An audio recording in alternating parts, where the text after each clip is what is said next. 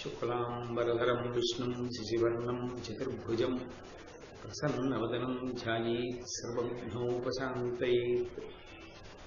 గురుర్బ్రహ్మా గురుర్విష్ణుః గురుర్దేవో మహేశ్వరః గురుసాక్షాత్ పరబ్రహ్మ తస్మై శ్రీగురవే నమః. వ్యాసాయ విష్ణురూపాయ వ్యాసరూపాయ విష్ణవే నమో వై బ్రహ్మనిధయే వాసిష్ఠాయ నమో నమః. కూజంతం రామ రామేతి మధురం మధురాక్షరం ఆరుహ్య కవితాశాఖాం వందే వాల్మీకికోకిలం. శ్రుతిస్మృతిపురాణానాం ఆలయం కరుణాలయం నమామి భగవత్పాదశంకరం లోకశంకరం. వాగర్ధావివ సంపృక్తౌ వాగర్ధప్రతిపత్తయే జగతః పితరౌ వందే పార్వతీపరమేశ్వరౌ. సూక్తిం సమగ్రేతున స్వయమేవ లక్ష్మీః శ్రీరంగరాజమహిషీ మధురైః కటాక్షైః. వైదగ్ధ్యవర్ణగుణగుంభనగౌరవైర్యాం కండూలకర్ణకుహరాः కవయోధయంతి. హైమోర్ధ్వపుండ్రమజహన్మకుటం సునాసం మందస్మితం మకరకుండలచారుగండం బింబాధరం బహుళదీర్ఘకృపాకటాక్షం శ్రీవేంకటేశముఖమాత్మని సన్నిధత్తాం. విమలపటి కమలకుటి పుస్తకరుద్రాక్షసస్తహస్తపుటి కామాక్షి పక్ష్మలాక్షి కలిత విపంచి విభాసి వైరించి. మనోజవం మరుతతుల్యవేగం జితేంద్రియం బుద్ధిమతాం వరిష్టం వాతాత్మజం వనరయూధముఖ్యం శ్రీరామదూతం శిరసా నమామి. ఆపదామపహర్తారం దాతారం సర్వసంపదాం లోకాభిరామం శ్రీరామం భూయో భూయో నమామ్యహం. నారాయణం నమస్కృత్య నరం చైవ నరోత్తమం దేవీం సరస్వతీం వ్యాసం తతో జయముదీరయేత్. హరి ఓం. పరమేశ్వర స్వరూపైన సభకు నమస్కారం. నిన్నటి రోజున మీరు విన్నారు, సైంధవుని చేత అత్యంత క్లేశాన్ని అనుభవించింది ద్రౌపదీదేవి. ఆమె పాతివ్రత్యమే ఆమెకి అంగరక్షగా మారింది. ధర్మరాజు గారు తన తమ్ముళ్లతో భార్యతో కూర్చుని ఉండగా మార్కండేయ మహర్షిని ఒక ప్రశ్న వేశారు.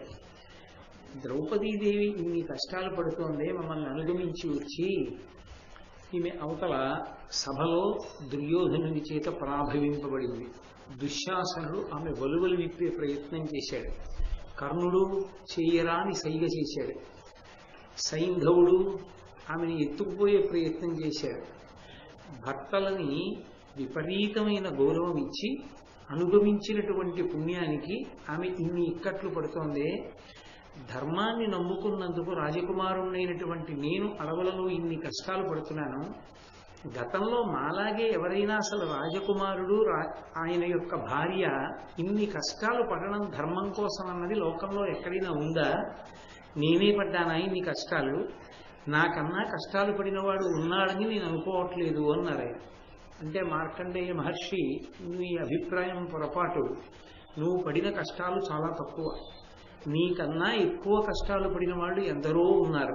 వాళ్ళ యొక్క విశేషం చెప్తాను వినమని శ్రీరామచంద్ర ప్రభువు యొక్క కథనంతటినీ చెప్పారు. ఒకసారి శ్రీరామాయణం మీకు తెలియంది కాదు.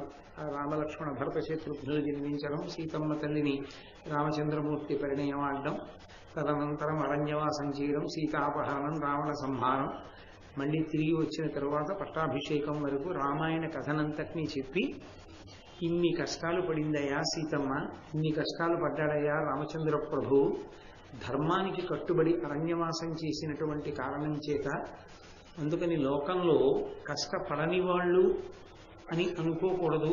ఎందరో ఉన్నారు ధర్మానికి కట్టుబడి కష్టాలు పడి కీర్తి సంపాదించుకున్న వాళ్ళు. అయినా నీతో నేను ఒక విషయాన్ని చెప్తాను, బాగా విను.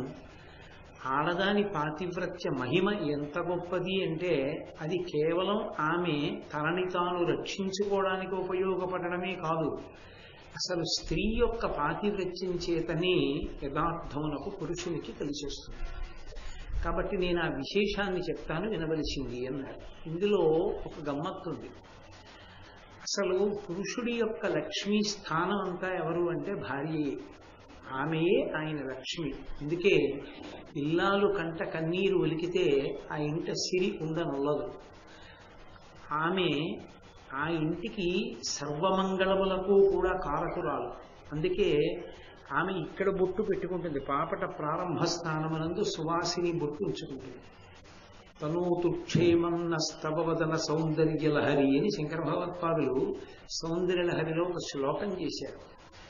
ఆ పాపట ప్రారంభ స్థానమునందు బొట్టు ఉంచుకున్నటువంటి స్త్రీ ఆమె యొక్క లక్ష్మీ స్థాన బలము చేత భర్త విశేషమైనటువంటి ఉన్నతిని పొందుతాడు. అందుకే అసలు ఇల్లు అన్న మాటకు పర్యాయ పదం ఏమిటి అంటే ఇల్లాలి. గృహిణి గృహముచ్యతే. ఇల్లాలు లేని ఇల్లు ఇల్లుగా శాస్త్రంలో చెప్పబడదు. ఆ ఇల్లు సుఖస్థానము కాదు, శాంతి స్థానము కాదు. పురుషుడికి ఒక బాటసారి విశ్రాంతి గృహానికి వెళ్ళినట్టుగా వెళ్ళడం తప్ప అసలు నిజానికి శాంతి స్థానము ఆ ఇంట్లో పురుషుడు సేద తీరడానికి కారణము ఆయన యొక్క ధర్మపత్ని.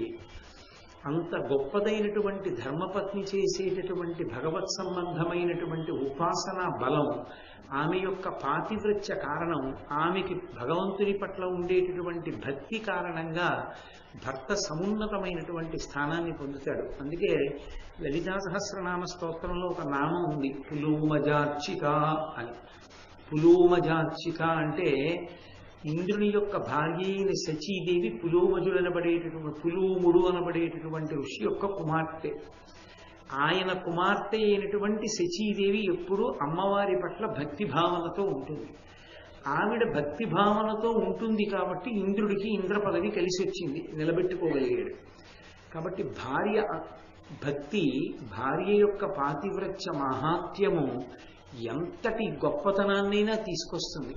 ద్రౌపదీదేవి ఇడుములు పడిందని నువ్వు అనుకుంటున్నావు ధర్మరాజా, కానీ ఒకనాడు మీకు సమస్తము కలిసి రావడం అన్నది ఎవరి వలన జరుగుతుంది అంటే కేవలము ఈ ద్రౌపదీదేవి వలననే కలుగుతుంది. ఎందుకంటే ఆమె పాతివ్రత్య మహాత్మ్యం అటువంటిది. అసలు లోకంలో తపస్సు చేసినటువంటి పురుషులు సాధించలేని విషయాలని ఏమీ తెలియనటువంటి వాళ్ళు భర్తని అనుగమించి పాతివ్రత్యంతో ఉన్నటువంటి స్త్రీలు సాధించగలిగారు. ఒక మహోత్కృష్టమైనటువంటి ఆఖ్యానాన్ని ఇవాళ నీకు వినిపిస్తారు, దాన్ని విను అని చెప్పాడు. ఆరణ్య పర్వంలో మహాపతివ్రతలైనటువంటి వారి కథలు కొన్ని వస్తాయి. అందులో ప్రధానంగా అంతటా వినిపించేది ద్రౌపదీదేవి యొక్క కథ. ఇక రెండవది ఆ కౌశికుడు అనేటటువంటి బ్రాహ్మణుడు పలకరించినటువంటి బ్రాహ్మణి. బ్రాహ్మణి అంటే బ్రాహ్మణుని ఇల్లాలు కాబట్టి బ్రాహ్మణి. మూడవది దమయంతీదేవి. నాలుగవది ఇదిగో ఇప్పుడు వస్తున్నటువంటి సావిత్రీదేవి.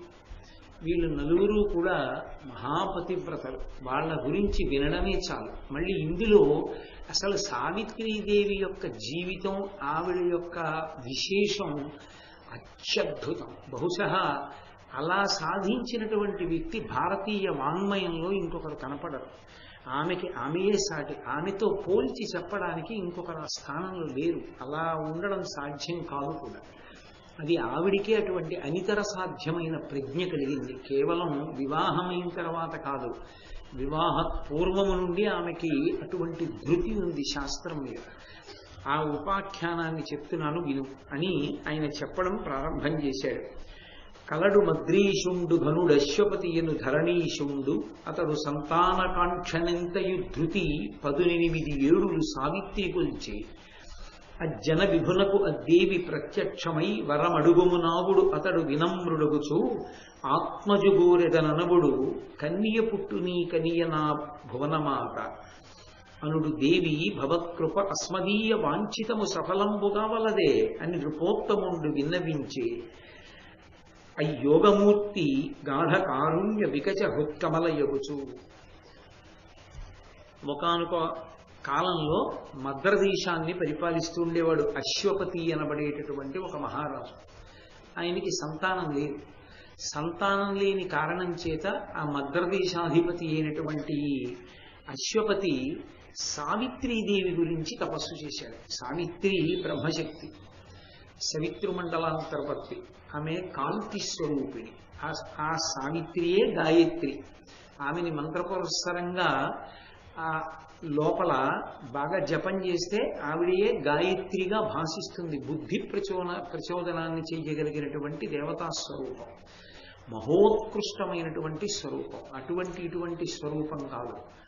అటువంటి సావిత్రీదేవి గురించి ఆయన ఉపాసన చేశాడు, తపస్సు చేశాడు, 18 సంవత్సరములు చేశాడు.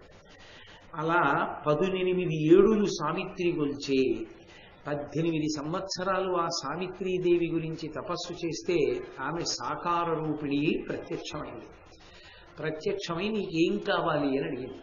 అంటే ఆయన అన్నాడు, నాకు సంతానం లేదు, కొడుకు కావాలి అన్నాడు.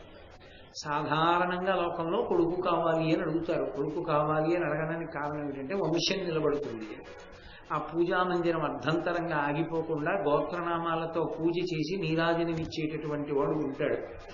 తండ్రి శరీరం విడిచిపెట్టిన తర్వాత గయాశ్రాద్ధం పెట్టడానికి అధికారం ఉన్నటువంటి కొడుకు ఉంటాడని, కుమారుడు కలగాలి అని కోరుకుంటారు. కాబట్టి ఆయన కూడా అలాగే అడిగాడు, నాకు కొడుకు కావాలి అన్నాడు. అంటే ఆవిడంది, కొడుకు పుట్టడు, నీకు కుమార్తె కలుగుతుంది. అంటే ఆయన తెల్లబోయి అన్నాడు, నువ్వు పరదేవతవి కదా, నీ గురించి తపస్సు చేశాను, నువ్వు ప్రత్యక్షమయ్యావు, ఏం కావాలని అడిగావు. ఏం కావాలని అడిగినప్పుడు నేను కొడుకు కావాలని అడిగాను, కానీ నువ్వు కొడుకు పుట్టడు, కూతురు పుడుతుంది అంటున్నావు, ఏమి చిత్రము అన్నాడు. అంటే ఆవిడంది, ఇది బ్రహ్మ నిర్ణయం. సృష్టికర్త బ్రహ్మగారు కదా, బ్రహ్మగారు నిర్ణయం చేశాడు, నీకు కుమార్తెయే జన్మిస్తుంది. కానీ ఆశ్చర్యం ఏమంటే ఆమె కారణంగా, ఆమె పుచ్చుకున్నటువంటి వరం కారణంగా నీకు తర్వాత 100 కొడుకులు పుడతారు. నేను వరం ఇస్తే ఒకడే పుడతాడు. నీ కూతురు యొక్క భక్తి కారణం చేత నీకు తర్వాత 100 కొడుకులు పుడతారు. కాబట్టి చింత పెట్టుకోవద్దు అని. సరే, కుమార్తె జన్మించింది. ఏ తల్లిని తాను ఆరాధన చేస్తే, తపస్సు చేస్తే తనకి కుమార్తె కలిగిందో ఆ భగవతి పేరే ఉంచుకున్నాడు. కాబట్టి ఆమెకు సావిత్రి అని నామకరణం చేశాడు. ఆ పిల్ల పెద్దదవుతోంది. ఆ వనజాక్షి పరిస్ఫుట యవ్వనయై సిద్ధ సాధ్య యక్షామర కన్యావలి తన సౌందర్య శ్రీ విలసన రేఖ అపహసించుచు నొప్పెన్. ఆమె పెరిగి పెద్దదై యుక్త వయస్సు పొందుతున్న కొలది దేవతల కన్నా, సిద్ధ సాధ్య యక్ష అమరుల కన్నా కూడా అందగత్తెగా పేరుగాంచింది. కాబట్టి ఆమెని భారీగా చేసుకోవాలి అని ఉవ్విళ్ళూరనటువంటి పురుషుడు ఉండడు. అంత గొప్ప అందగత్తెగా ఆమె ఎదిగి పెద్దదవుతోంది. ఆమె పెద్దదవుతున్నటువంటి రోజుల్లో యుక్త వయస్సు వచ్చింది. ఒక రోజున తండ్రి ఆమెను ఊళ్ళో కూర్చోబెట్టుకున్నాడు. ఆ కూతుర్ని యుక్త వయస్సు వచ్చిన తరువాత కూడా ఊళ్ళో కూర్చోబెట్టుకోవడం అన్న సాంప్రదాయాన్ని తప్పేం పట్టుకోక్కర్లేదు. ఎందుకంటే పురుషుడికి ఎప్పుడూ ఒక అధికారం ఉంటుంది. ఎడమ తొడ మీద ఎవ్వరూ కూర్చోకూడదు, ఒక్క భార్య తప్ప. ఎడమ తొడ కేవలం భార్యాస్థానం. కుడి తొడ మీద ఇద్దరు కూర్చుంటారు. కూతురు కూర్చుంటుంది, కోడలు కూర్చుంటుంది. ఎప్పుడైనా మామగారి తొడ మీద కూర్చోవలసి వస్తే కూతురు కుడి తొడ మీద కూర్చోవాలి. అలాగే కోడలైనా కుడి తొడ మీద కూర్చోవాలి. అంటే కడుపున పుట్టిన బిడ్డలతో సమానం. ఎడమ తొడ మీద కూర్చుంటే భార్య అని గుర్తు. ఇప్పటికీ త్రివేణి సంగమంలో అలహాబాద్లో ప్రత్యేకమైనటువంటి కార్యక్రమం చేస్తారు, వేణీదానము అని. జన్మజన్మాంతరముల యందు కూడా సువాసినిగానే ఉండాలి అనేటటువంటి కోరిక ఉన్నవాళ్ళు భర్తతో కలిసి యాత్రకి వెళ్ళి అది జీవితం మొత్తం మీద ఒక్కసారి చెయ్యాలి. భర్త గారి యొక్క ఎడమ తొడ మీద కూర్చుంటే ఒక వెంట్రుకల పాయ ఒకటి తీస్తారు. తీసి దాన్ని సమంత్రకంగా నదిలో కలుపుతారు. అలా ఎవరు భర్త తొడ మీద కూర్చుని వేణీదానం చేస్తారో వాళ్ళకి ఎన్ని జన్మలకి కూడా ఇక వైధవ్యం కలగదు. వాళ్ళు సువాసినులుగానే ఉంటారు, సువాసినిగా శరీరం విడిచిపెట్టేస్తారు. అంత గొప్పది. అందుకే శంకర మహారాజు గారి యొక్క కుడి తొడ మీద కూర్చుంది కాబట్టే ఆయన ఒక పిల్లని తన భార్యగా స్వీకరించలేదు. నాకు నువ్వు కోడలవుతావు అన్నాడు శంకరుని తండ్రి ప్రతీకుడు. కాబట్టి ఆయన ఊళ్ళో కూర్చోబెట్టుకున్నాడు. ఇప్పటికీ ద్రవిడ దేశంలో ఒక సంప్రదాయం ఉంది. ఆ సంప్రదాయంలో మన ఆంధ్రదేశంలో వివాహం చేస్తే పీటల మీద కూర్చోబెట్టి తాళి కట్టిస్తాం. ఆ ద్రవిడ దేశం వైపు వివాహం చేస్తే అలా చేయరు. తండ్రి ఒళ్ళో కూర్చుంటుంది ఆడపిల్ల. తండ్రి ఒళ్ళో కూర్చుని ఉండగా వరుడు మంగళసూత్రం కట్టాలి. చాలా చమత్కారంగా ఉంటుంది. ఆ వివాహ కల్పము, ఆ వివాహ క్రతువు ఆంధ్రదేశంలో జరిగే వివాహ క్రతువు కన్నా చాలా భేదం కనపడి కొన్ని విశేషాలు కనపడతాయి అందులో. సరే, నేను అందులో ఉండేటటువంటి విషయాల గురించి తక్కువ ఎక్కువల గురించి మాట్లాడడం నా ఉద్దేశ్యం కాదు, ఒక సదాచారం గురించి మాట్లాడానంతే. కాబట్టి ఆమె తండ్రి ఒడిలో కూర్చుని ఉన్నది. నారద మహర్షి వచ్చారు. ఆయన 3 లోకముల యందు సంచరించేటటువంటి లక్షణం ఉన్నవాడు, పైగా త్రికాల వీధి, భూత భవిష్యత్ వర్తమాన కాలములను బాగా ఎరిగి ఉన్నవాడు. ఎప్పుడు ఎక్కడ ఏం జరుగుతుందో ఆయనకి తెలుసు. ఆయన వచ్చిన తర్వాత ఆ ఒళ్ళో కూర్చున్నటువంటి పిల్ల ఇంకా చిన్న పిల్లే అన్న భావనతో తండ్రి ఉన్నాడు. ఆమె యుక్త వయస్సుకు వచ్చింది అని నారదుడు గ్రహించాడు. అంతే కదూ, తండ్రికి పిల్ల ఎంత పెద్దదైపోతున్నా ఆయన కంటికి మాత్రం ఆ పిల్ల చిన్నపిల్లే. నా కూతురు చాలా పెద్దదైపోయిందని ఏ తండ్రి అండు. ఏ తండ్రికైనా కూతురు మీద అదే భ్రాంతి, అదే ప్రేమ ఉంటుంది. మా అమ్మాయి మా అమ్మాయి మా అమ్మాయి అని అదే మురిపం. కాబట్టి నారద మహర్షి చూసన్నారు, ఈమె యుక్త వయస్సులోకి వస్తోంది, ఈమెకు తగినటువంటి సంబంధం ఏదైనా విచారణ చేశావా మహారాజా అని అడిగారు. అంటే అశ్వపతి అన్నాడు, నేను ఇప్పటి వరకు విచారణ చెయ్యలేదు అని. ఆ పిల్లవంక చూసి అన్నాడు, ధీరా కులవతి కన్యా అని ఒక లక్షణం ఉంది శాస్త్రంలో. మహాపండితురాలైనటువంటిది, శాస్త్రములను ఎరిగినటువంటిది, మంచి అనుష్ఠాన బలం ఉన్నటువంటి ఆడపిల్ల, ఆమెకి భర్తని ఎంచుకునే అధికారం ఉంటుంది. అందుకే లోకంలో 2 తెరగులు ఉంటాయి. ఆడపిల్ల జీవితాన్ని 2 కింద విభాగం చేస్తారు. ఒకటి వివాహ పూర్వం, ఒకటి వివాహానంతరం.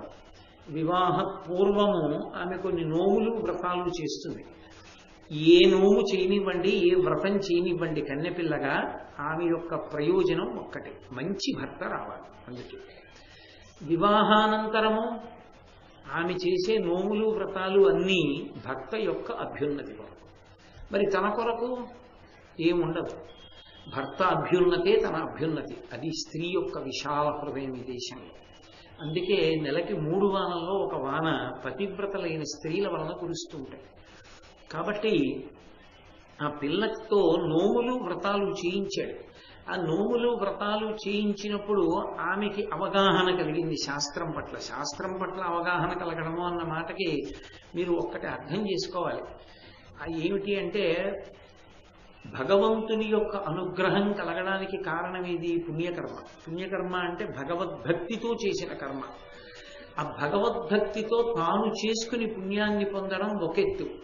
పరమ భాగవతోత్తముడైనటువంటి వాడు, భగవంతుని యందు అపారమైనటువంటి భక్తినిష్ట కలిగినటువంటి పురుషుడు భర్తగా లభించడం ఆడదాని జీవితంలో అంతకన్నా భాగ్యం ఇంకోటి ఉండదు. అది సర్వోత్కృష్టమైన భాగ్యం. ఎందుచేత అంటే కొన్ని కోట్ల జన్మలు దాటేస్తుంది.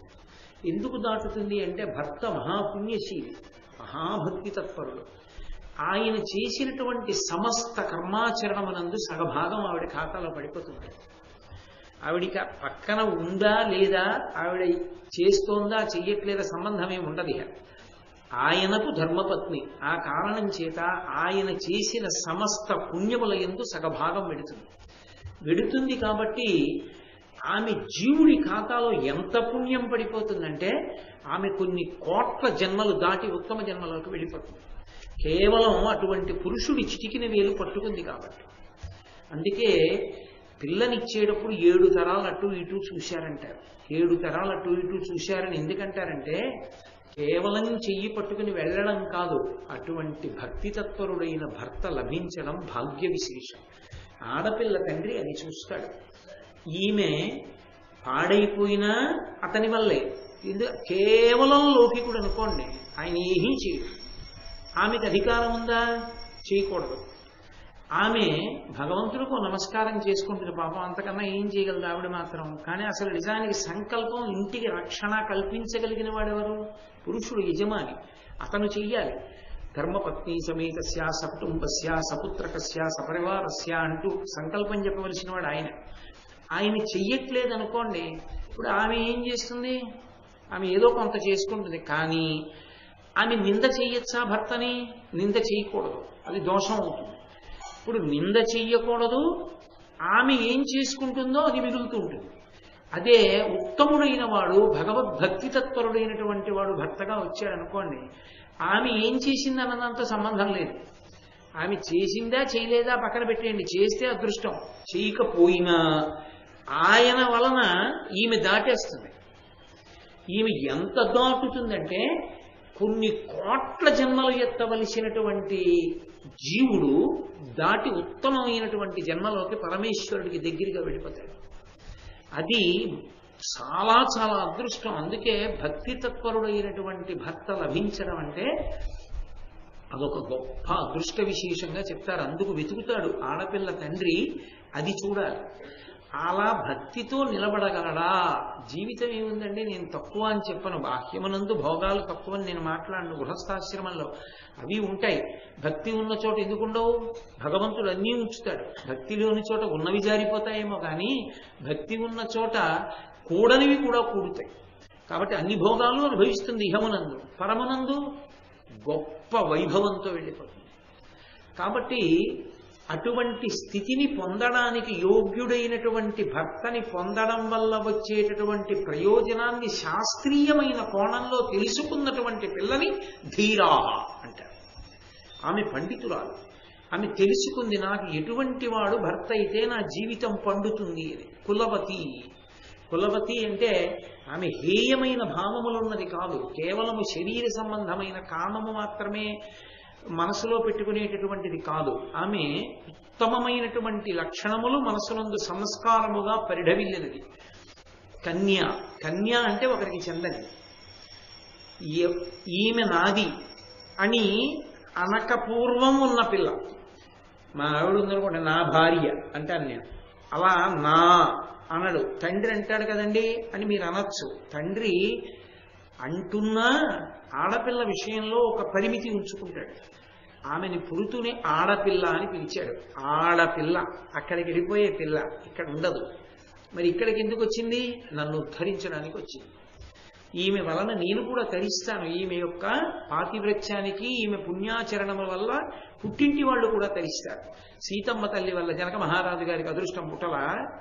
అలా ఈమెని కన్నందుకు నేను తరిస్తాను అని ఆడపిల్ల అని పిలుస్తాడు. ఆడపిల్ల విషయంలో తండ్రిది పరిమితి, కొన్నాళ్లే తనది, జీవితాంతము తన కూతురుగా ఉంటుంది. చతుర్థి విభక్తి వెయ్యడు కాబట్టి. కానీ ప్రధానం ధరింపచేసేవాడు భర్త ఒక్కడే. అందుకే భర్త ఇచ్చేది అమితము అంది ద్రౌపదీదేవి. ఆయన ఇచ్చింది ఇవ్వడం ఎవరికి సాధ్యం కాదు. ఇంకా ఆయన ఒక్కడే అలా ఇవ్వగలరు. అటువంటి భర్త వైభవాన్ని తెలుసుకుని ఉన్న పిల్లని కన్యా అని పిలుస్తారు. ఆయనకి చెందాలి, అటువంటి వాడికి చెందాలన్న భావనతో ఉంటుంది పాండిత్యము చేత. కాబట్టి ధీరా, కులవతి, కన్యా, అటువంటి లక్షణం ఉన్న ఆడపిల్ల అటువంటి వ్యక్తిని కోరుకుంటుంది. దానికి పరిణితి ఉండాలి. అందరూ అలానే నేను ధీరవతిని నేను ఎంచుకోకూడదు. ఆ శాస్త్రీయమైన కోణం తెలిస్తేనే, లేకపోతే అది తండ్రి గారి అధికారం, తండ్రి గారు ఇచ్చి పెడతారు. కాబట్టి ఇప్పుడు ఈ సత్యవతీదేవి ఇతపూర్వం సత్యవంతుడు అనబడేటటువంటి ఒక రాజకుమారుని యొక్క గుణగణములను విన్నది. ఎవరి వలన విన్నది? తండ్రి గారి ఇంటికి వచ్చేటటువంటి పండితుల వలన, ఊరిలో ఉండేటటువంటి బుధజనుల వలన ఆమె వింది. చాలా మంచి పిల్లవాడు, చాలా శాస్త్రం ఎరిగినవాడు, చాలా మంచివాడిని వింటుండేది. ఆయనని భర్తగా పొందాలి అని మనసులో అనుకుంది. కానీ విధి వైపరీత్యం జరిగింది. జరిగి కొన్ని కారణములు నారద మహర్షి చెప్తారు. ఆయన అడవికి వెళ్ళిపోవలసి వచ్చింది. ఆమె మనసు మార్చుకోలేదు. అంటే ఆమె దృష్టిలో ఇక్కడ కష్టం వచ్చినా దాన్ని నేను తీసేయగలను. భర్త కష్టాన్ని మీరు బాగా పట్టుకోవాలి. సావిత్రి ఉపాఖ్యానాన్ని ఇది ఎప్పుడు పెళ్ళయ్యాక కాదు, కన్యకామణిగా ఉండగా ఆమె ధృతి. అతను దరిద్రంలో ఉన్నా నేను ఆయన ఇంటికి వెడితే ఆయన దరిద్రం నుంచి బయటికి తీసి అఖండ ఐశ్వర్యవంతుణ్ణి చేస్తాను. నువ్వెలా చేయగలవు? నేను ఆయన లక్ష్మిని అయినప్పుడు ఆయన ఎందుకు దరిద్రుడవుతాడో? నేను లక్ష్మిని, నాకు శాస్త్రం తెలుసు. నేను అటువంటి పాతివ్రత్యంతో ఆయన్ని పైకెత్తుతాను, సదాచారంతో. ఇది ఆమెకున్న ధృతి. చాలా తక్కువ మంది యందు అంతటి పరిణితి కన్యకామణిగా ఉండగా ఉంటుంది. కాబట్టి ఆమె అంది, నాన్నగారు నేను బుధజనుల వలన విన్నాను, సత్యవంతుణ్ణి చేసుకోవాలని నాకు మనసులో ఉన్నది.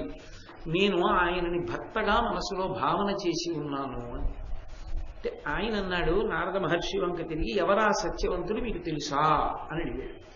అడిగితే నారద మహర్షి చెప్పారు, నాకు తెలుసు.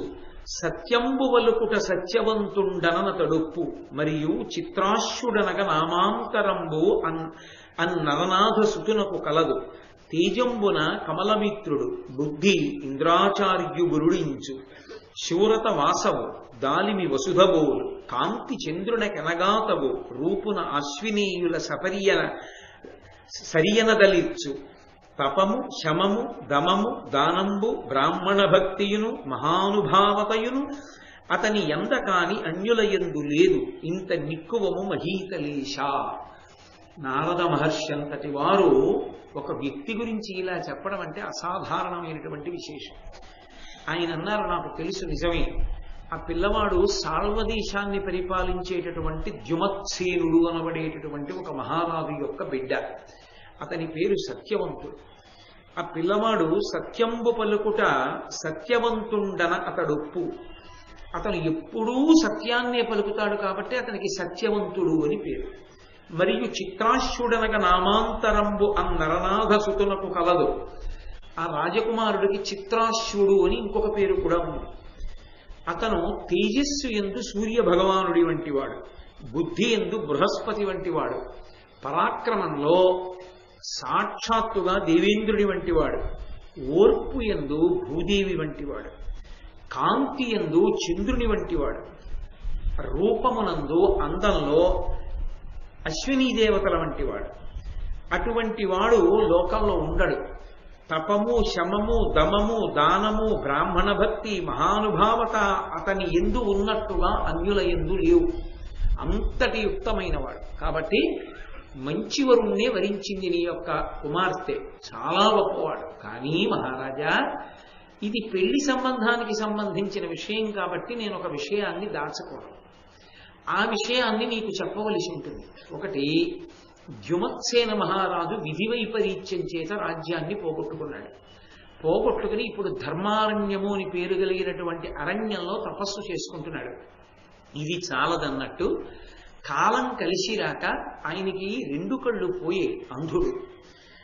ఆయన అంధుడైపోయాడు, తపస్సు చేసుకుంటున్నాడు, పెద్దవాడైపోయాడు. పిల్లవాడు మంచి గుణాలు ఉన్నవాడు కదా అంటావా? ఇక్కడ నేను దాచకూడని విషయం ఒకటి ఉంది. పెళ్లి సంబంధం విషయం కాబట్టి ఇది మాత్రం ఎట్టి పరిస్థితుల్లో దాచకూడదు, చెప్పేస్తున్నాను. ఎందుకని? ఒక ఆడపిల్ల జీవితం అంతా దేని మీద ఆధారపడి ఉంటుందంటే ఆమె భర్త మీద ఆధారపడుతుంది.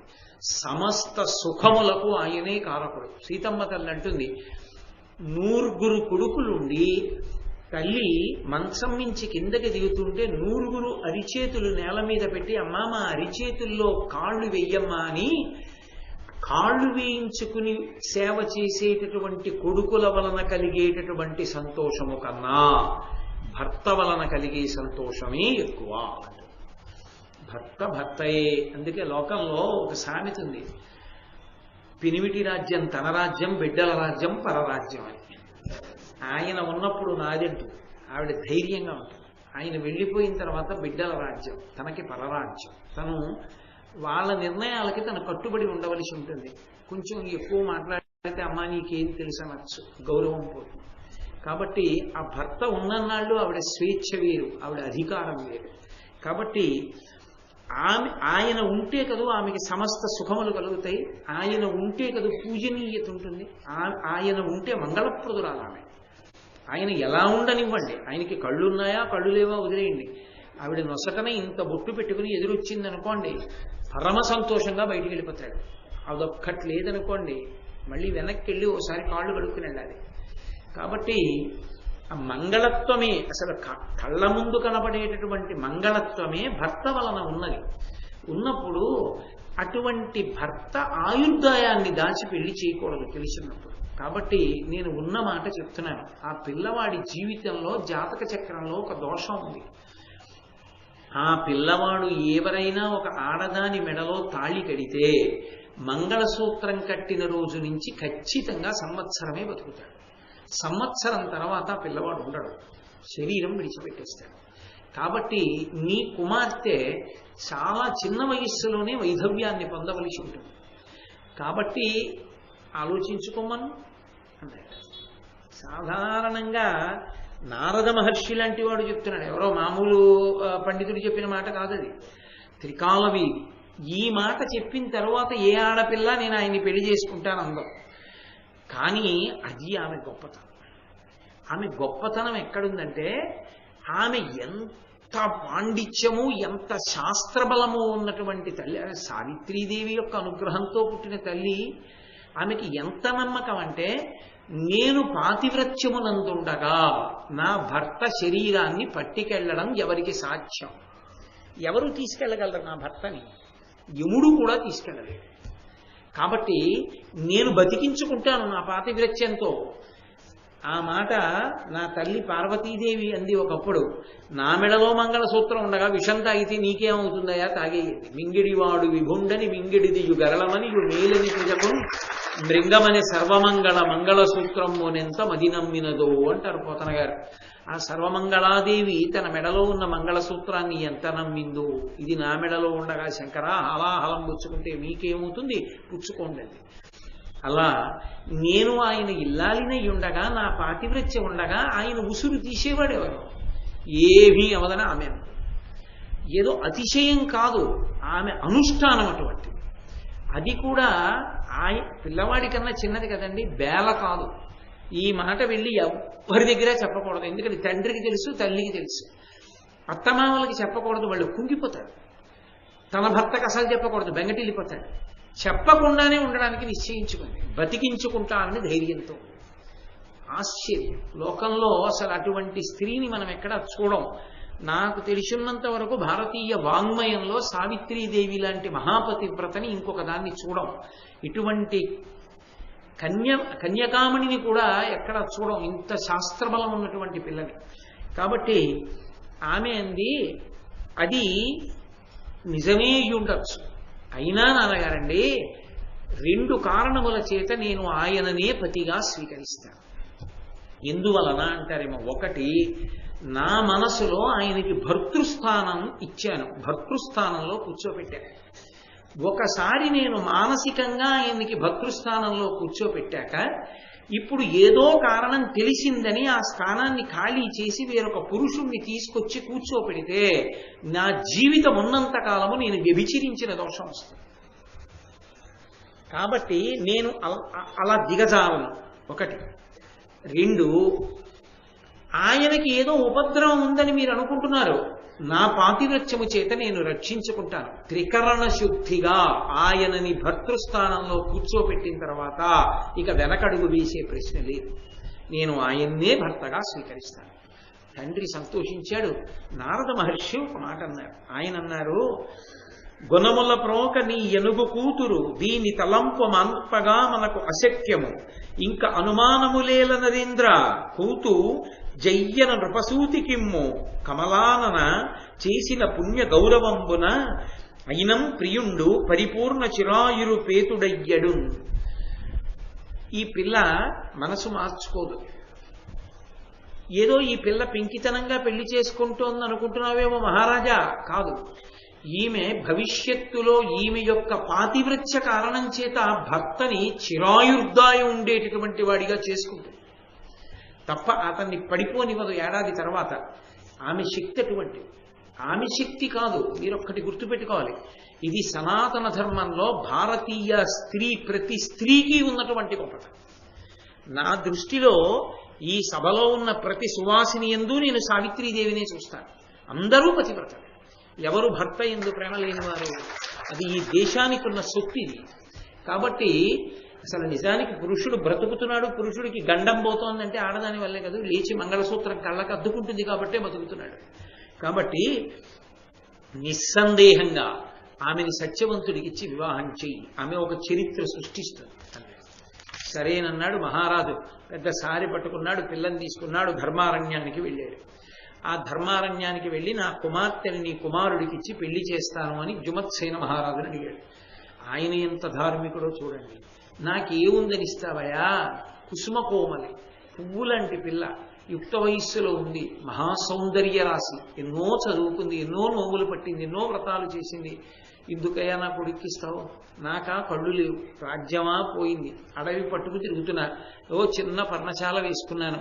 నా కొడుక సుగుణాభిరాముడు, కానీ పాపం రాజ్యం లేదు, యువరాజుగా ఉండవలసిన వాడు ఇదిగో నన్ను వాళ్ళ అమ్మని పోషిస్తున్నాడు. అరణ్యంలోకి వెళ్ళి దర్భలు తీసుకొస్తాడు, పళ్ళు తీసుకొస్తాడు, కాయలు తీసుకొస్తాడు. వాడికి నీ కుమార్తెనిస్తే ఏం సుఖపడుతుంది ఆ పిల్ల? ఆడపిల్ల సుఖపడద్దు పెళ్లి చేసినప్పుడు, కాబట్టి నా మాట విను, వేరొకరికి ఇచ్చి పెళ్లి చేయి. ఆయన ఎంత ధార్మికుడో చూడండి. అంటే ఈ అశ్వపతి అన్నాడు, కాదు కాదు, నా కుమార్తె నీ కుమారుణ్ణే వివాహం చేసుకోవాలనుకుంటాడు. అయినా నీ కుమారుడి కన్నా మంచి వరుడు, నీకన్నా మంచి వియ్యంకుడు నాకు ఎక్కడ లభిస్తాడు, కాబట్టి నీ కుమారుడికే ఇచ్చి వివాహం చేస్తాను. అయితే నువ్వు అంత మనస్ఫూర్తిగా చేస్తానంటే తప్పకుండా చేస్తానని సుముహూర్త నిర్ణయం చేశారు. వివాహం అయిపోయింది. తల్లికి తండ్రికి తెలుసు, వెళ్ళిపోయారు. ఆ పిల్ల మీద విశ్వాసంతో వెళ్ళిపోయారు. ఇప్పుడు ఈ పిల్ల ఆయనతో సంసారం చేస్తోంది, వైవాహిక జీవితం గడుపుతోంది, కాలం గడిచిపోతోంది.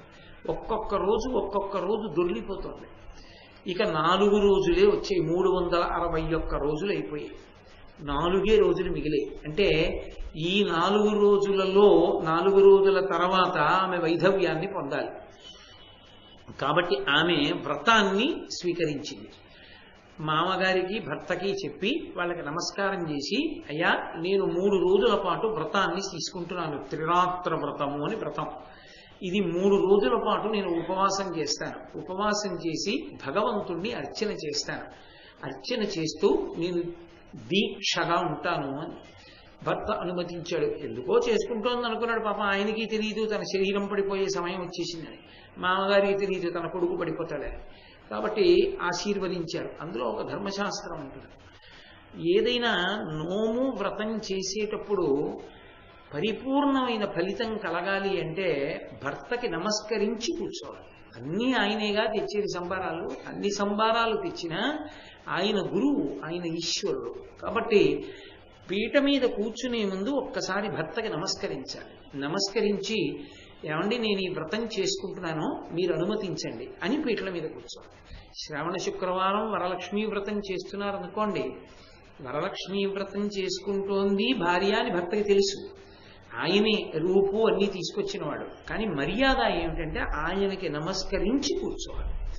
అలా కూర్చుంటే ఏమవుతుంది అంటే ఆ వ్రతం పరిపూర్ణం అవుతుంది. ఎందుచేత అంటే గురువు యొక్క అనుగ్రహం చేత.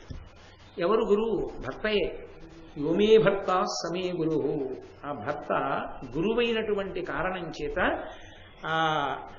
వెంటనే ఆ వ్రతం సిద్ధిస్తుంది, పరిపూర్ణమవుతుంది. కాబట్టి ఆ భర్తకి నమస్కారం చేసి కూర్చోవడం అనేటటువంటిది ఉండవలసినటువంటి లక్షణం. కాబట్టి ఆ తల్లి అలా భర్తగారి అనుమతి తీసుకుంది, మామగారి అనుమతి తీసుకుంది, త్రిరాత్ర వ్రతం చేసింది.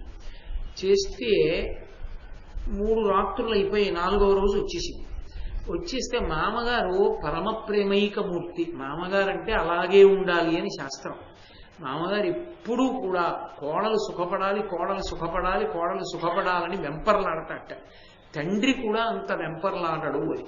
మామగారు అంత వెంపర్లాడతాడని. ఎందుకు అంటే ఒక్క కారణానికి అంత వెంపర్లాడతాట. ఎక్కడో పుట్టిన పిల్ల నా కొడుకుని నమ్ముకుని వచ్చేసింది మా ఇంటికి. ఇంటి పేరు వదిలేసింది, గోత్రం వదిలేసింది, వంశం వదిలేసింది. మృత్యు సదృశమైనటువంటి ఖేదాన్ని పొంది నా వంశాన్ని పెంచింది, నాకు మనవల్ని ఇచ్చింది, నన్ను తాతని చేసింది, నా వంశం నిలబడింది. కాబట్టి ఆ పిల్ల సుఖపడాలి అని ఎంత తాపత్రయపడుతూ ఉంటాడో ఒక మనసులో.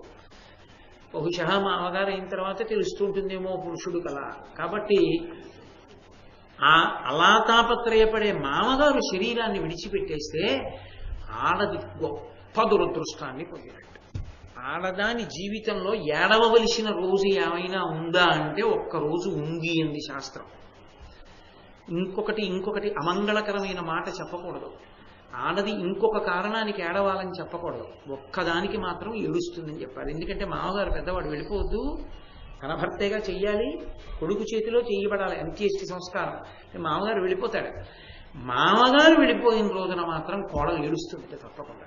ఎందుకు ఏడుస్తుంది అంటే నాకు ఇక ఇలాంటి వ్యక్తి ఈ జన్మకి లేడిక భూమి మీద. అంత గొప్పతనం మామగారంటే. అంత గొప్పతనం మామగారంటే అంటే ఏదో నోటి మాటగా కాదు, మామగారంటే అలా ఉండాలి. కోడలు సుఖపడడాన్ని మామగారు అంత కోరుకోవాలి ప్రయత్నపూర్వకంగా. అలా కోరుకున్నవాడెవరో, అలా ఉన్నవాడెవరో ఆయన మామగా శ్లాఘింపబడతాడు. కాబట్టి అటువంటి మామగారిది పెద్దరికం. ఆయన పిలిచి అన్నాడు, అది ధర్మశాస్త్రం అంటే. భర్త కూడా అనని మాట ఆయన అన్నాడు. అమ్మా 3 రాత్రులు అయిపోయాయిగా, 4వ రోజు ఉదయం తెల్లవారిందిగా, అమ్మా 3 రోజులైందమ్మా అన్నం తిని, ఎంత నీరసపడ్డావో నా తల్లి, అన్నం తినేసేయి అంది. ఆవిడంది, మీరు మదీయంబగు వ్రతభారమునకు వగవలదు, పరమ శుభంబుల్ కోరి యొనరింపబూనితి, కారణమును మీకు నెరుగగానగు పిదపన్. మామయ్య గారండి, ఇవాళ 4వ రోజు ఉదయం నిజమే నేను అన్నం తినచ్చు, కానీ నేను తినను, నియమం పెట్టుకున్నాను. ఇవాళ రాత్రి తింటాను, రాత్రి వరకు అన్నం తినను. ఇది భారంగా కనపడుతుంది. అన్నం తినకుండా ఇలా ఉండడం, ఇలా ఉపవాసంలో ఉండడం, భగవంతుని యందు మనసు పెట్టుకోవడం. కానీ మామయ్య గారండి, నేను ఇలా ఎందుకున్నానో, ఏ శుభాన్ని కోరుకుని ఇలా చేస్తున్నానో మీరు తర్వాత తెలుసుకుంటారు. కాబట్టి ఇంక ఇప్పుడు నన్నేం అడక్కండి మామయ్య గారండి, రాత్రి చేస్తాను. ఏమో పిచ్చి పిల్ల ఏం కోరుకుంటోందో అనుకున్నాడు. తథాస్తు, శుభం భూయా, అలాగేనమ్మా అన్నాడు. అన్న తర్వాత ఆమె 4వ రోజు ఉదయం మామగారితో మాట్లాడింది కదూ, ఈ సత్యవంతుడు అరణ్యానికి బయలుదేరుతున్నాడు తల్లిదండ్రులకి పళ్ళును ఆ అగ్నిహోత్రానికి కావలసిన కట్టెలు తేవడానికి. ఆమెకి తెలుసు భర్త శరీరం పడిపోతుంది ఆ రోజునని. ఆమె అంది, నేను కూడా మీతో వస్తాను. ఆయన అన్నాడు, నువ్వు రావడం ఏంటి, 3 రోజుల నుంచి ఉపవాసం చేశావు, ఏదో పూజలు అన్నావు, వ్రతాలు అన్నావు, నీరసపడిపోయావు, అరణ్యం అంటే చాలా క్లేశభూయిష్టంగా ఉంటుంది, నాతో ఎలా నడుస్తావు, అందుకని వద్దన్నాడు. మామగారి దగ్గరికి వెళ్ళి చెప్పి, మామయ్య గారు నేను వెళ్ళాలనుకుంటున్నాను అరణ్యానికి, కాబట్టి మీ అబ్బాయితో కలిసి ఇవాళ నేను కూడా అరణ్యానికి వెళ్ళడానికి అనుమతించండి. భర్త కూడా చూశాడు, ఏమిటో ఎప్పుడు అడగంది, పెద్ద విశేషమా, ఇప్పటి వరకు ఈమె నోరు విప్పి అడిగిన కోరిక లేదు ఈ ఏడాదిలో, ఇదే అడగడం. కాబట్టి అత్తగారు మామగారు పోన్లేరా తీసుకెళ్ళు, ఏముంది అక్కడే తింటుందో పండు, భర్త పక్కన ఉండగా బెంగెందుకు, తీసుకెళ్ళి అన్నాడు. ఆమె భర్తతో కలిసి బయలుదేరింది. ఎలాంటి పరిస్థితిలో, ఏ క్షణంలో పడిపోతాడో మనసులో ఉద్వేగం, ఏ ఇతర ఆడదైనా వలవలా ఏడుస్తుంది. ఆమె తాళింది, తట్టుకుంది, ఏమీ చెప్పలేదు భర్తకి. కడురేప కడయమేల్కని ఇంటి నిజభర్తృ మరణ దినంబని మానసమున తద్దియు శోక సంతాపంబు కదురంగా దినముఖోచిత విధులు తీర్చి భక్తి పతికి సమంచిత పావన పరిచర్య అప్పుడు కడువెట్కనాచరించి అత్తకు మామకు అచటి వృద్ధులకును వేర్వేర ప్రణమిల్లి వేట్కవారు తనకు సౌభాగ్య భాగ్యవర్ధనముగాగ ఇచ్చు దీవనమదిలో గ్రహించియున్న ప్రొద్దు జామెక్కుటయు పువ్వుతోడి పిలిచి మామ ఇట్లని పలికి సన్మానమెసగా. ఆమె ఆ రోజున భర్తకి కావలసిన ఉపచారాలన్నీ చేసి అత్తకి మామకి పెద్దలకి అందరికీ నమస్కరించి వాళ్ళందరి చేత దీర్ఘసుమంగళీ భవ అని ఆశీర్వచనం చేయించుకుని అడవికి వెడుతోంది. కమనీయ కమలిని కల్లోల వీధుల గదలు రాయంచగతులు యొప్పు బహుపుష్ప పల్లవ ప్రకర చిత్రితములై తనరారు తరుల తాతతుల సొంపు మకరంద రసపాన మద విలోలంబులై క్రాలిడి ఎలదేటి గముల ఇలుపు పరిపక్వమంజుల పలరసోద్ధతములై పలుకు రాచిలుకల పటురవంబు ప్రియుడు వేర వేర ప్రీతిమై చూపుచూ చెప్పుచును జనంగా చిగురుబోడి కనుచు వినుచు నిర్వికార సల్లాపమింపార అతని తెరగు నరగిచుండే. ఆ భర్తతో కలిసి అరణ్యంలో నడిచి వెడుతూ ఉంటే ఆయన సరోవరాలు చూపించి, చూడు మంచి తరంగాలతో ఆ సరోవరం ఎలా ఉందో చూడు, ఆ తరంగాల మీద హంసలు ఎలా ఆడుకుంటూ ఈదుతున్నాయో చూడు అని సరోవరాలు చూపిస్తున్నాడు. చూడు ఆ చెట్లు, ఆ చెట్లకి అల్లుకున్నటువంటి ఆ తీగలు చూడు, ఆ తీగలకున్న చిగురుటాకుల యొక్క పల్లవత్వాన్ని చూడు, ఆ పూల గుత్తులు చూడు అంటున్నాడు. చూడు ఆ పువ్వుల నిండా ఎంత మకరందమో, తుమ్మెదలు ఝంకారం చేస్తూ ఎలా తిరుగుతున్నాయో చూడంటున్నాడు. చూడు ఆ పళ్ళు బాగా పండిపోయి ముక్కుతో ఇలా చిన్న గాట వేసినంత మాత్రం చేత రసం కారిపోతుంటే ఆ రసం తాగి చిలుకలు ఎలా అరుస్తున్నాయో చూడన్నాడు. ఇవన్నీ ప్రియుడు ఆగి ఆగి వాటిని చెప్తుంటే ఆమె ఏమీ తెలియని దానిలా పైకి పడకుండా ఉద్వేగాన్ని మనసులో అణుచుకుని అన్నీ వింటూ భర్త కనిపెట్టడానికి వీలు లేకుండా వికారం ముఖంలో కనపడకుండా ఆమె నవ్వుతూ లోపల మాత్రం భగవతిని ఆరాధన చేస్తూ భర్తయ శరీరమునందు కలిగేటటువంటి మార్పుని పరిశీలిస్తోంది. అకస్మాత్తుగా ఏదో మార్పు వస్తుంది శరీరంలో, 4వ రోజు కదా అని. అతనికి ఏం తెలుసు? సంతోషంగా చెప్తున్నాడు, వెడుతున్నాడు. ఒక పెద్ద చెట్టు దగ్గరికి వెళ్ళాడు. వెళ్ళిన తరువాత ఆ చెట్టు దగ్గర గొడ్డలి తీసి, నేను ఈ ఎండిపోయిన కొమ్మ నరికి పుల్లలు చేస్తాను, ఇంట్లో అగ్నిహోత్రంలోకి పనికొస్తాయని అతను ఆ కొమ్మ నరుకుతున్నాడు. గొడ్డలి పెట్టి నరుకుతూ ఆ గొడ్డలిలోకి ఒక కొమ్మని ఇమడుస్తున్నాడు. ఇక నరకాలి.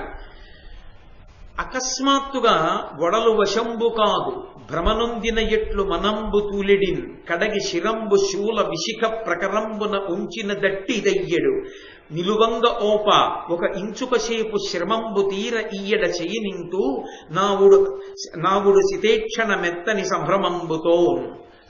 అకస్మాత్తుగా గొడ్డలి పెట్టి కొడుతున్నవాడు అన్నాడు, అసలు నాకు ఒళ్ళు ఏమిటో స్వాధీనంలో లేదు, నా ఒళ్ళు అవయవాలన్నీ పట్టు తప్పిపోయి ఏమిటో భ్రమని పొంది మనసు ఆలోచనంతా పోయింది. ఒక్కసారి పోయి ఏమిటో ఉద్వేగాన్ని పొందుతోంది.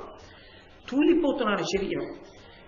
తలని ఒక్కసారి శూలాలు పెట్టి అనేక బాణాలు పెట్టి అన్ని వైపుల నుంచి పొడి చేస్తే ఎంత బాధ వస్తుందో అంత బాధ వస్తోంది. అసలు నేను నిలబడలేకపోతున్నాను. నాకు ఎందుకు వచ్చింది ఇంత శ్రమ? అకస్మాత్తుగా ఒక్క క్షణం పడుకుంటాను అని ఆ గొడ్డలి పడేసి అతను గబగబా నేల మీద పడుకుంటున్నాడు. భర్త తల భూమికి తగులుతుందని ఆమె వెంటనే క్రింద కూర్చుని తన తొడ మీద భర్త యొక్క తల ఉంచుకుని ఆయన్ని సేద తీరుస్తోంది. ఆమెకి తెలుసు ఆయన మృత్యువాత పడుతున్నాడు అని. ఆయన అలా పడిపోయి వడలు తెలివి తప్పిపోతున్నాడు. ఆ తెలివి తప్పిపోతున్న సమయంలో కనియన్ కోమలి నీల మేఘ విలస కాలాంజనాకారు ఘోర నిశాతోత్కట దంస్ట్రు ఉజ్వల చలద్రక్తాక్షు ప్రత్యగ్ర కాంచన వర్ణాంబరు అంత్యకాల దహన జ్వాలా ప్రచండున్ జగజ్జన సంత్రాసను ఒక్క దివ్యు పటు పాశ ప్రౌఢ హస్తోద్భతున్. ఆమెకి తన భర్త పడుకున్న చోటు పక్కన ఒక వ్యక్తి కనపడ్డాడు.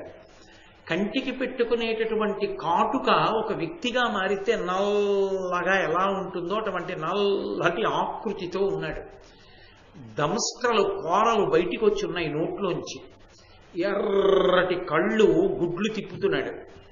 ఆయన బంగారు వర్ణంలో ఉన్నటువంటి బట్ట కట్టుకున్నాడు. ఈ లోకములు ప్రళయముల యందు కలిసిపోయేటప్పుడు అగ్నిహోత్రం ఎలా మండుతుందో అటువంటి తేజస్సుతో ఉన్నాడు. అతను ఈ లోకంలో ఉండే సమస్త ప్రాణుల యొక్క ఆయుర్దాయం తీరిపోయిన తరువాత వాళ్ళ ముసురు తీసేటటువంటి వాడు. ఒక్క దివ్యు మహానుభావుడైనటువంటి వాణ్ణి చేతిలో పాశం పట్టుకుని చిత్రంగా తిప్పుతున్న వాణ్ణి చూసింది. ఆయన ఆ పాశాన్ని తిప్పి అకస్మాత్తుగా ఆ సత్యవంతుడి మీద వేశాడు. కాలుండు దువ్వెయే కమలాక్షినను నీవు మహిత పాతివ్రత్య మహిమ చేసి కానంగజాలితి కానరాధన్యులకిది నీదు భర్తకు ఇప్పుడు కాలమగుటయు వీడు మహాపుణ్యనిధిగాన ఇతరుల బలుపక ఏని వీని గ్రచ్చర కొనిపోవగా చనుదించి తినని ఉగ్రభంగి అయ్యంతకొండు ధరణినాథ తనువున ప్రాదేశ పరిమితాత్ముడగుచు ప్రజ్వరిల్లు జీవు వెడల దిగిచి చెచ్చెర అతి దీర్ఘ భయత పాశ నికర బద్ధు చేసి. ఆయన వెంటనే అక్కడ నిలబడి ఆ పాశాన్ని తీసి సత్యవంతుడి మీదకి వేస్తుంటే ఈమె చూసింది. కనపడతాడా ఎవరికైనా? కొన్ని కోట్ల మంది వెళ్ళిపోతున్నారు, ఎవరికి కనపడ్డారు? సత్యవతీదేవి, ఆ సావిత్రీదేవికి కనపడ్డాడు. ఆమె చూసింది. కనియన్ అని ప్రారంభమైంది, అందుకే పద్యం. ఆమె చూసింది అటువంటి వాడిని.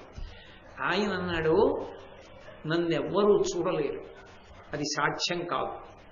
నేను ఎంతమంది మధ్యలోకి వచ్చి ఎవరిని తీసుకెడుతున్నా చుట్టూ ఉన్న వాళ్ళకి కనపడను. అటువంటిది నువ్వు నన్ను చూశావు, నేను నీకు కనపడలేదు, నువ్వే నన్ను చూశావు. ఎక్కడిదో శక్తి, ఈ శక్తి నీకు తెలుసా? నీ పాతివ్రత్య శక్తి. నీకు నేను కనపడ్డాను. అన్యులు నన్ను చూడలేరు. ఇతను మహాపుణ్యాత్ముడు.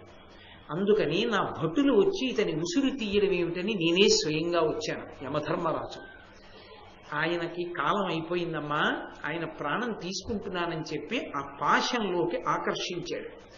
లోపల ఉన్న జీవుడు దానికి తగులుకుని పైకి లేచాట. లోపలి జీవుడు ఎంత ఉన్నాడని చెప్పారంటే వైదిక మర్యాద, అది వేదంలో యథార్థం అన్నమాట. లోపల నేను నేను అని పిలిచేటటువంటి జీవుడు ఇలా చూపుడు వేలు పెట్టి ఇలా బొటన వేలు పెడితే ఈ బొటన వేలు ఈ రెండు గీతల్లో ఈ కింద గీతం తగులుతుంది. ఈ కింద గీతం తగిలితే ఈ పైన వేలు ఎంత ఉంటుందో లోపల ఉన్న జీవుడు అంత ఉంటాడు. నేను నేనన్నవాడు. నేను నేననిపించుకునే ఆ జీవుడికి పాశం వేసి తీసేశాడు. తీసేసి బయటికి వచ్చి గిలగిల కొట్టుకుంటున్నాడు. అందులో ఉండాలని ఉంటుంది కదా మరి. అందుకని దాన్ని పాశాలతో కట్టేశాడు. తన పాశంతో కట్టి చేత్తో పట్టుకుని ఇక అడుగులు వేసి వెళ్ళిపోతాడు. పోతూ అన్నాడు, అమ్మా ఎవరికి కనపడదు, ఇది ఒక్క నీకు మాత్రమే కనపడింది. నేను నీకు కనపడలేదు సుమా, నువ్వే నన్ను చూశావు. ఎందుకు చూడగలిగావనుకుంటున్నావేమో. మహిత పాతివ్రత్య మహిమ చేసి కానంగా జాలితివి కానరాదన్యులకు, ఇతరులు చూడలేరు. మహాపతివ్రతవు కనుక నీకు నేను కనపడకుండా ఉండడం సాధ్యం కాదు. నన్ను చూశావు. ఎందుచేత అంటే మీరు ఇక్కడ ఒక గొప్ప అనుష్ఠాన రహస్యాన్ని తెలుసుకోవాలి. ఒక్కొక్కరికి అనుష్ఠాన బలం ఉన్నటువంటి వారికి దేవతలు కానీ మనుష్యలోకానికి సంబంధించినటువంటి వాళ్ళు తిరుగుతుంటే వాళ్ళకి కనపడతారు, వాళ్ళు చూస్తారు. వాళ్ళు వచ్చారు వెళ్ళారు అని చెప్తారు. నేను మీతో తరచుగా ప్రస్తావన చేస్తుంటా. అంతటి శక్తిని పొందుతారు మహానుభావులు. శృంగగిరి పీఠాధిపత్యం వహించారు ఉగ్ర నరసింహభారతి అనేవారు. ఆయన పేరు నృసింహభారతి. ఆ నృసింహభారతి స్వామి వారు ఎంత గొప్ప స్థితికి వెళ్ళిపోయారంటే ఆయన మంత్రశక్తి ఎంత ఫలించిపోయిందంటే ఆయన వడ్లు తీసుకొచ్చి పీఠం మీద వేసుకుని దాని మీద బట్ట వేసి దాని మీద కూర్చుని ఆయన కళ్ళు మూసుకున్న 2 నిమిషాలకి పట పట పట పట శబ్దాలతో వడ్లు పేలాలైపోయి పొగొచ్చి అందులోంచి చూసిన వాళ్ళు తెల్లబోయేవారు. మంత్రసిద్ధి పొందారు అని చెప్పడానికి గుర్తుల్లో ఒకటి, వడ్లు మీద కూర్చుంటే పేలాలు అవుతాయి. కాబట్టి అంతటి మంత్రసిద్ధి పొందిన మహానుభావుడు. ఆయనకి దేవతలు కనపడుతుండేవారు, ఇతర ప్రాణులు కనపడుతుండేవారు, ఆయన మాట్లాడుతుండేవారు కూడా. పరమాచార్యకి కనపడుతుండేవారు. పరమాచార్య ఒక శిథిల దేవాలయంలో ఉండగా ఒకనకొకప్పుడు అకస్మాత్తుగా సత్యదండం పట్టుకుని పైకి లేచి దండ విన్యాసం చేసి నేల మీద పడి నమస్కారం చేశారు 3 మాటలు. లేచి నిలబడి స్తోత్రం చేశారు. అర్థం కాలేదు ఎవరికి. ఎవరు వచ్చారని అడిగారు. స్వామి హనుమ వచ్చి వెళ్ళారని చెప్పారు. ఆయనకి తెలుసు ఆయన చూడగలరు, మనం కూడా చూడగలం. ఎప్పుడు ఆ అనుష్ఠాన బలం ఉంటే కనపడదు. అనుష్ఠాన బలం పోయిందనుకోండి ఆ చూసే శక్తి పోతుంది. అప్పుడు కనపడదు. అంతేగాని నాకు ఎందుకు కనపడినట్లు నక్కకూడదు. నీకు అనుష్ఠాన బలం ఉంటే కదూ. రోగంతో ఉన్నవాడికి 104 జ్వరంతో ఉన్నవాడికి అన్నం ఎలా అరుగుతుంది? వాడికి అరిగించుకునే శక్తి ఉంటే కదూ. నువ్వు అనుష్ఠానం చెయ్యి, విశ్వాసంతో కనపడతాడు. అనుష్ఠానం చేయకుండా ఉన్నారా కనపడతారా అంటే నీ మొహం ఎందుకు కనపడతారు? నీకు వాళ్ళకి అదే పని ఏమిటి? నువ్వు అనుమానంతో ఉన్నావని కనపడమే వాళ్ళకి అవసరమా ఏమి? అలా ఏం కనపడరు వాళ్ళు. కాబట్టి అది మహాత్ములకు చెల్లుతుంది అనుష్ఠాన బలం ఉన్న వాళ్ళకి. ఆమెకే అనుష్ఠాన బలం ఉంది? ఆమె పాతివ్రత్యం. ఇంత పాతివ్రత్యం ఎక్కడిది? కన్యగా ఉండగా ఆమెను తెలుసుకున్నటువంటి శాస్త్రముల బలం. ఆమె 1 సంవత్సర కాలంలో పతిని అనుగమించి అంత పాతివ్రత్యాన్ని పొంది నన్ను చూడగలిగావు నువ్వు అని ఆయన అన్నాడు. నన్ను వెంబడించకూడదు, నా వెంట రాకూడదు. కాబట్టి నేను వెళ్ళేటటువంటి పథంలో రాలేరెవ్వరు. అది ఎవరికి సాధ్యమయ్యే విషయం కాదు. కాబట్టి నువ్వు మనసు రాయి చేసుకుని ఇక్కడ ఉండిపో, నేను బయలుదేరుతున్నాను అని ఆయన దక్షిణ దిక్కుగా వడివడిగా అడుగులేసుకుని వెళ్ళిపోతున్నాడు. అది చాలా భయంకరమైన మార్గం. అది అందరూ వెళ్ళేది కాదు. అందుకే ఎప్పుడో శరీరం విడిచిపెట్టిన తర్వాత కొడుకు చేస్తాడని నమ్మడం కన్నా ప్రారంభం ఇంకోటి లేదు. శరీరంతో ఉండగా గోదానం చేసుకున్న వాడెవరో వాడు ఒక్కడే ఆ మార్గంలో ధైర్యంగా వెళ్ళిపోవాలి. కాబట్టి ఆ గోవు ఒక్కటే తీసుకెళ్ళగలదు. ప్రపంచంలో ఇక ఏ ప్రాణికి ఆ శక్తి లేదు. గోవుని కాపాడడం, గోశాలని రక్షించడం, గోశాల బాగా నడవడానికి విరాళం ఇవ్వడం, గోశాలలో గరుకు స్తంభం వేయడం, గోవుని దానం చేయడం, గోవుకి గ్రాసం పెట్టడం, ఇవన్నీ కూడా విశేషోద్ధారకములు, చాలా చాలా గొప్పవి. లోకంలో 4 వర్ణముల వారు తరించడానికి అవకాశం ఇచ్చే ఒకే ఒక్క ప్రాణి గోవు. కాబట్టి ఆయన వెళ్ళిపోతుంటే ఈ సావిత్రి ఎంత ధైర్యం అండి నా తల్లికి, నిజంగా ఆమెకి ఎంత శాస్త్రం తెలుసు. జీవుణ్ణి నేను త్యాగలను మళ్ళీ యమధర్మరాజు గారి దగ్గర నుంచి, అది ఆవిడ ధైర్యం. అందుకు కదు పెళ్లి చేస్తుంది. కానీ ఆ జీవుణ్ణి తెచ్చేటప్పటికి ఈ శరీరం ఉండాలి. ఈ శరీరం లేకపోతే పునఃప్రవేశం చేయడానికి ఈ శరీరం ఉండదు. కాబట్టి జీవుణ్ణి ఇస్తానన్నా పునఃప్రవేశానికి శరీరం లేకపోతే భర్త మళ్ళీ సశరీరుడుగా దొరకడు. కాబట్టి ఆమె ఏమీ తొందరపడలేదు. ఎవరున్నారు? ఎవ్వరు లేరు. కీకారుణ్యం, ఒక్క ఆడది. శాస్త్రబలం తెలుసున్న వ్యక్తి కాబట్టి భయపడకుండా భర్త శరీరాన్ని 2 చేతులతో పైకెత్తి క్రూర మృగాలు కానీ ఇతరమైన పక్షులు కానీ తినేయడానికి అవకాశం లేని స్థితిలో ఆ శరీరాన్ని భద్రం చేసేసింది. ఒక పొదలను ఎక్కడో పెట్టి జాగ్రత్తగా ముళ్ళు కంపలు కప్పి జాగ్రత్తగా ఇది చేసి మళ్ళీ ఆయన శరీరం పాడవకుండా, శంకరాచార్యుల వారికి అంతటి వారికి చల్లలా, శంకరులంతటి వారు ఆయన శరీరాన్ని విడిచిపెట్టి పరకాయ ప్రవేశంలో రాజుగారి శరీరంలోకి దూరితే అది తెలుసుకున్నటువంటి ఆ రాజుగారి మంత్రి ఏం చేశాడంటే, ఈయన రాజుగారి శరీరంలో ఉంటే వర్షాలు పడుతున్నాయి, లోకం అంతా బాగుంది, ఈయన తన శరీరంలోకి వెళ్ళిపోతాడేమోనని శంకరాచార్యులు వారి శరీరం ఎక్కడుందో చూసి తగలబెట్టించేశాడు. పాడి మీద పెట్టి కాల్చేశాడు. కాల్చేస్తే మంటలు లేచిపోయి శంకరాచార్యులు వారి కాళ్ళు చేతులు, అప్పటికి ఆయన శరీరానికి ఉన్న కాళ్ళు చేతులు తగలబడిపోయాయి. తగలబడిపోతుంటే పద్మపాచార్యులు వారు స్తోత్రం చేశారు. స్తోత్రం చేస్తే శంకరులకు అర్థమైంది. మళ్ళీ వెంటనే రాజు శరీరాన్ని విడిచిపెట్టి తన శరీరంలోకి వచ్చాడు, కట్టెల మీద కాలిపోతున్న శరీరంలోకి. కానీ అప్పటికే కాళ్ళు చేతులు కాలిపోయాయి. కాలిపోయిన శరీరంలోకి వచ్చి ఆ పాడి మించి కిందకి దిగిపోయి ఆ కట్టెల మించి లక్ష్మీ నృసింహ మమదేహి కరావలంబం, నరసింహస్వామి నాకు చేతులు కాళ్ళు ఇమ్మని మళ్ళీ స్తోత్రం చేశారు. వచ్చేసాయి శంకరాచార్యులు. శంకరాచార్యులు వారు నేను లక్ష్మీ నరసింహస్వరూపం ఎన్ని మాటలు కాపాడిందో, అసలు ఆయన బ్రతకడానికి కారణం, ఆయన శరీరంతో ఉండడానికి కారణం శ్రీశైలంలో కాపాలికులు ఆయన్ని చంపడానికి ఉద్యుక్తులవుతుంటే పద్మపాదాచార్యులు వారిని ఆవహించి నరసింహస్వామి రక్షించారు. అందుకే ఇప్పటికీ శ్రీశైల క్షేత్రంలో నరసింహస్వామి విగ్రహం ఉంటుంది. కాబట్టి ఆమె ఆయన శరీరాన్ని భద్రం చేసింది. ఇవన్నీ ఎంతో శాస్త్ర ప్రవేశం ఉంటే తప్ప చెయ్యగలిగినటువంటి విశేషం కాదు. ఒక ఆడదానికి ఎంత నమ్మకం చూడండి. ఎక్కడికి పోతాడు యముడు, నేను పట్టుకొచ్చేయను మళ్ళీ మా ఆయన జీవుణ్ణి, కాదని వెళ్ళగలడా? నేను ఆయన దగ్గర నుంచి తెచ్చుకోలేను నా పాతివ్రత్య శక్తితో. అసలు ఈ దేశంలో పుట్టినటువంటి వాళ్ళల్లో ఏ పురుషుడైనా ఇంత ధైర్యంతో ప్రవర్తించి తెచ్చినవాడు ఉన్నాడా? నాకు అనుమానమే. ఆ ఖ్యాతి ఒక ఆడదానికి చెల్లింది, సావిత్రీదేవికి. అని ఆమె ఆ శరీరాన్ని దాచి యమధర్మరాజు గారిని అనుగమించింది. వెళ్ళిపోతోంది వెనకాల. ఆయన చూసి తెల్లబోయాడు. ఇదేమిటి ఈ పథ, నన్ను చూడడమే గొప్ప, నా వెంట రావడం అంతకన్నా గొప్ప, నేను వెళ్లే పథంలో రావడం అంటే మాటలా? భయంకరమైన అరుపులు కేకలు వినపడుతుంటాయి. అవన్నీ ఆ పదం అంత భయంకరంగా వర్ణింపబడుతుంది. ఇప్పుడు నేను ఎందుకు చెప్పాలి కానీ భారతంలో లేని విషయం ఎందుకు, కానీ ఆయన్ని అనుగమించడం అంటే ఏం మాటలు కాదు. కాబట్టి ఆయనను అనుగమించి వెళ్ళిపోతుంది.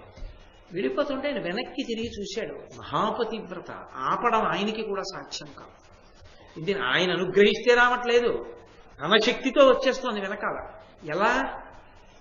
ఒక్కటే, ఒక మహాపతివ్రతని ఆపాలి అంటే ఆమె అనుగ్రహంతోనే ఆపాలి. కాబట్టి ఆమెని ప్రసన్నురాల్ని చెయ్యాలి. ఆమెని ప్రసన్నురాల్ని చేసుకోవాలని ఆయన అన్నాడు వెనక్కి తిరిగి, అమ్మా ఇలా నాతో రావచ్చా? ఇది నువ్వు వచ్చే మార్గం కాదు, నువ్వు రాలేవు, ఇది చాలా భయంకరంగా ఉంటుంది, కాబట్టి ఆగిపో, నేను బయలుదేరతానన్నాడు.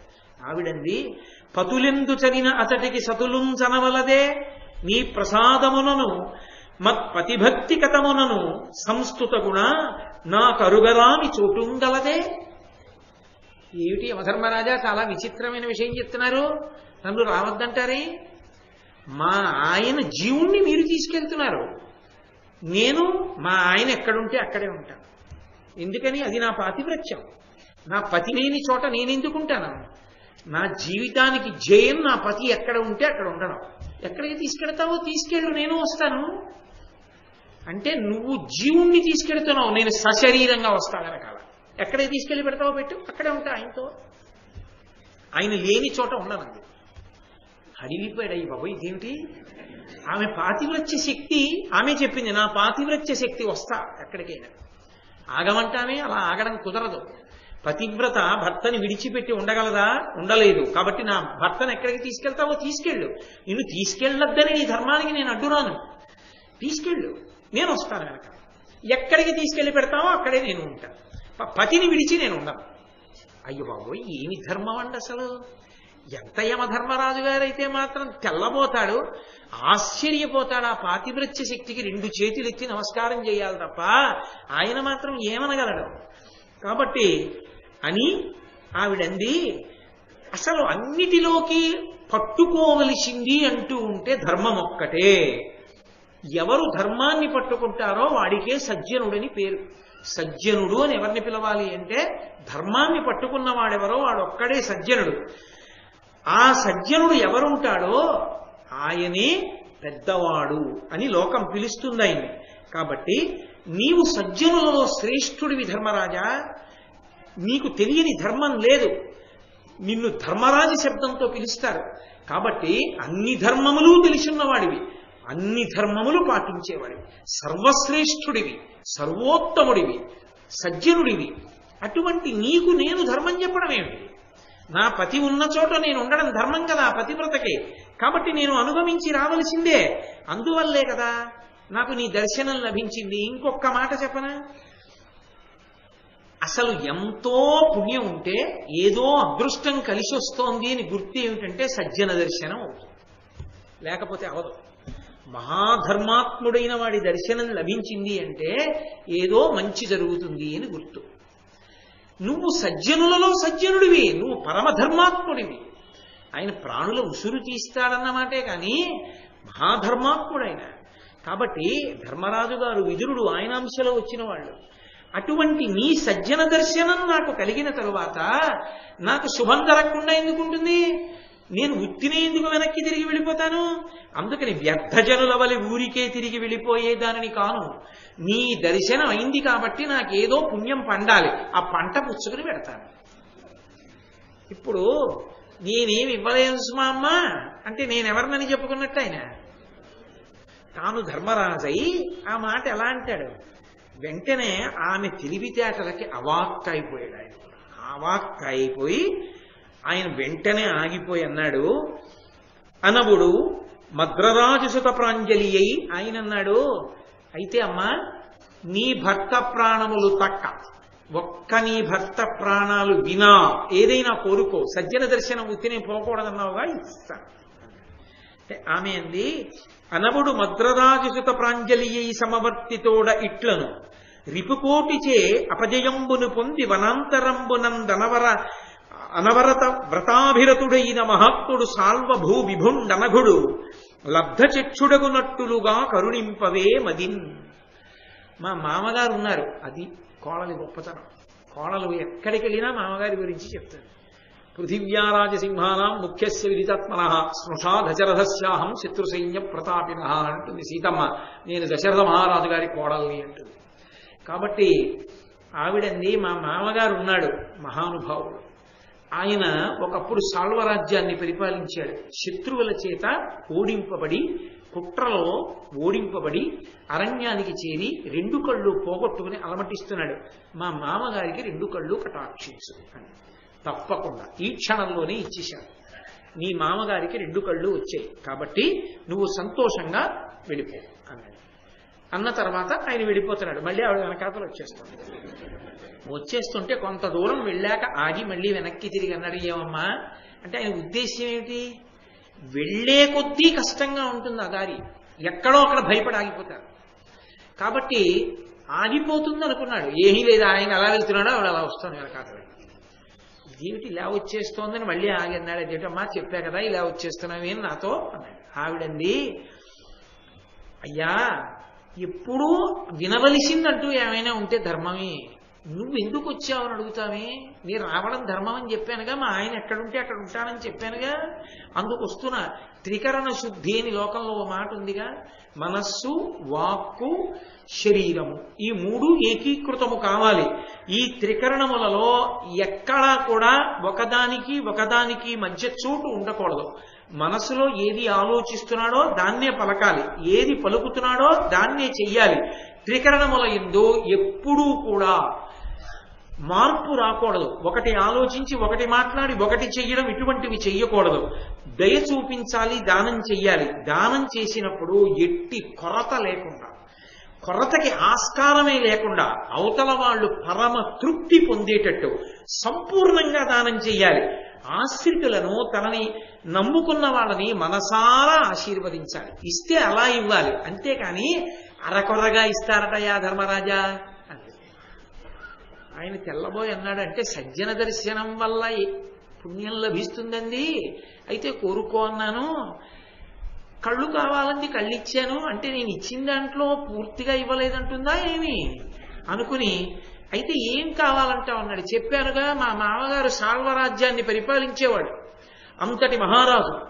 పాపం రాజ్యము పోయింది, అడవికి వచ్చాడు, కళ్ళు పోయాయి. మన కళ్ళు ఇచ్చావు, రాజ్యం ఏది, అందుకని పరిపూర్ణంగా ఇవ్వద్దు అంది. ఆయన అన్నాడు, నీ మామగారికి రాజ్యం కూడా వచ్చింది, వెళ్ళు అని ఆయన మళ్ళీ వెళ్ళిపోతాడు.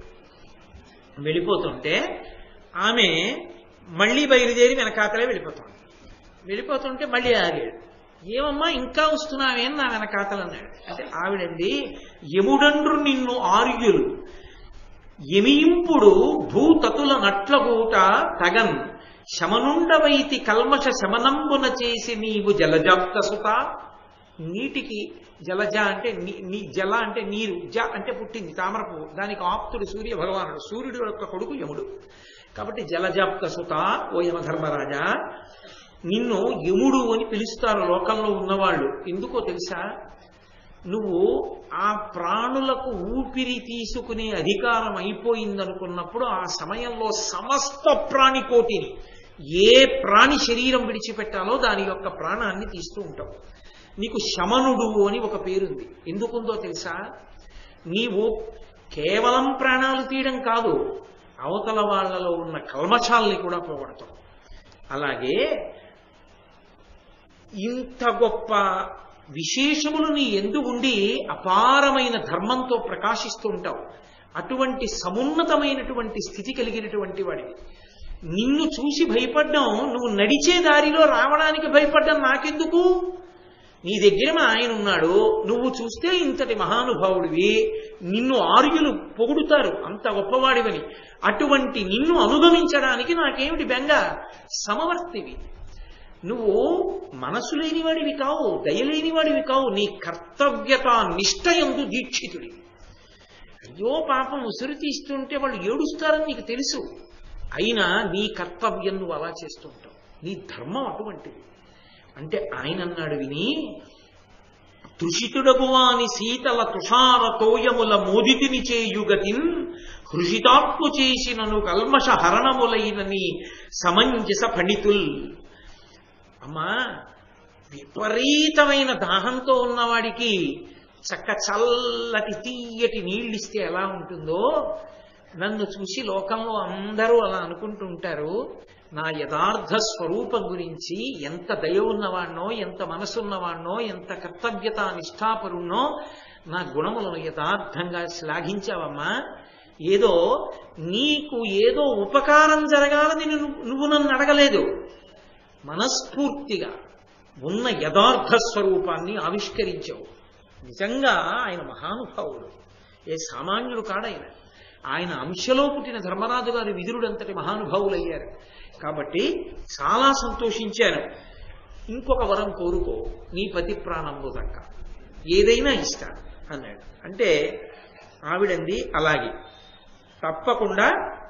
నువ్వు నాకు మామగారికి రాజ్యం ఇచ్చావు, నా మామగారికి కళ్ళిచ్చావు, నా తండ్రి గారికి కొడుకులు లేరు, నేను ఒక్కతే కూతుర్ని. కొడుకు పుట్టాలని అసలు తపస్సు చేశాడు.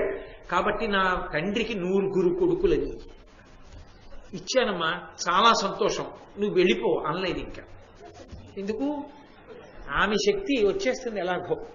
కాబట్టి ఆయన వెళ్ళిపోతున్నాడు. బండి ఇచ్చేశానన్నాడు అని అలా ముందుకు నడిచి వెడుతున్నాడు. మళ్ళీ వెనకాతలే వెడుతోంది. అంటే ఇక్కడ మీరు ఒక విషయాన్ని బాగా గమనించవలసి ఉంటుంది. అది ఆయన వెడుతున్నాడు, ఆవిడ వెడుతోంది అని నేను నోటితో చెప్తున్నాను తప్ప అందులో ఉన్న క్లేశాన్ని నేను చెప్పట్లేదు. ఎందుకు చెప్పట్లేదంటే అది ఒకటి భయానకం, రెండు భారతంలో వర్ణింపబడలేదు.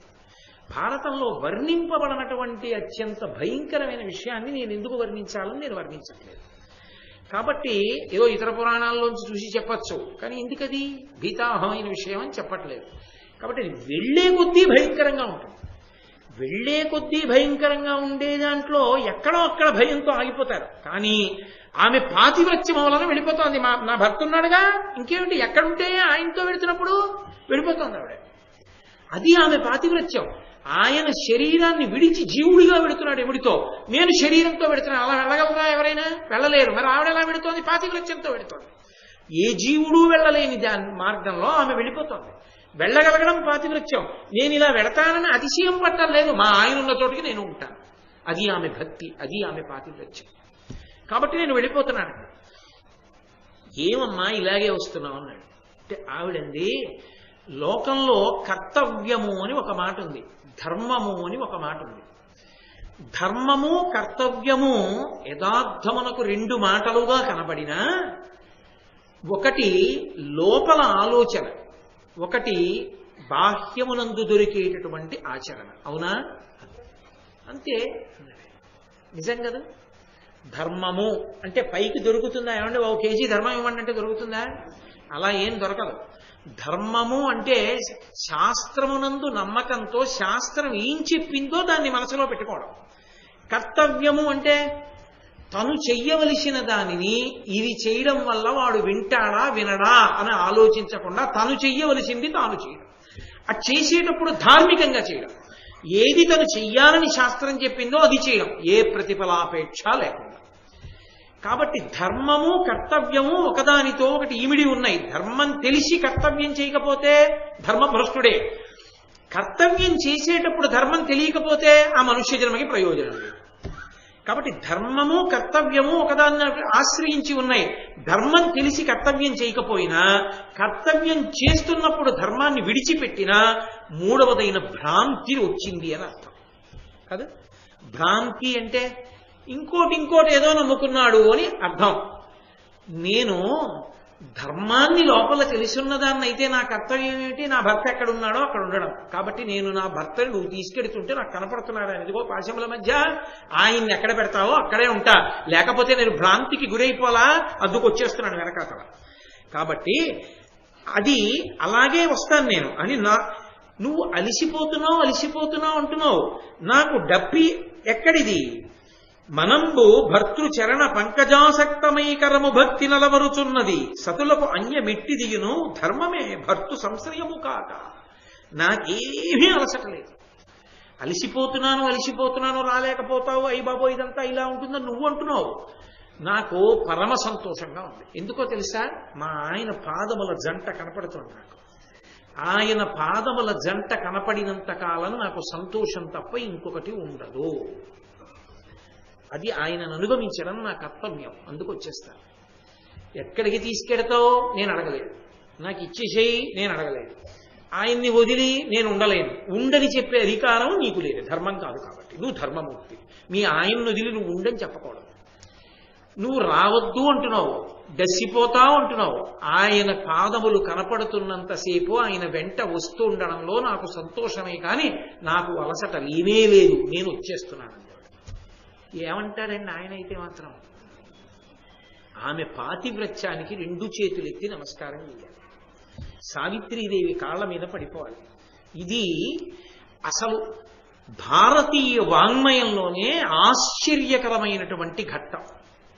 అసలు తన భర్త కొరకు ఒక పతివ్రత వెంబడించి వెళ్ళిపోతూ నిర్భయంగా, ఎక్కడా భయపడకుండా, ఆయన్ని ఏదో బుట్టలో పెట్టే ప్రయత్నం చేయడమో లేకపోతే ఏడవడమో చెయ్యకుండా, ఏమైంది?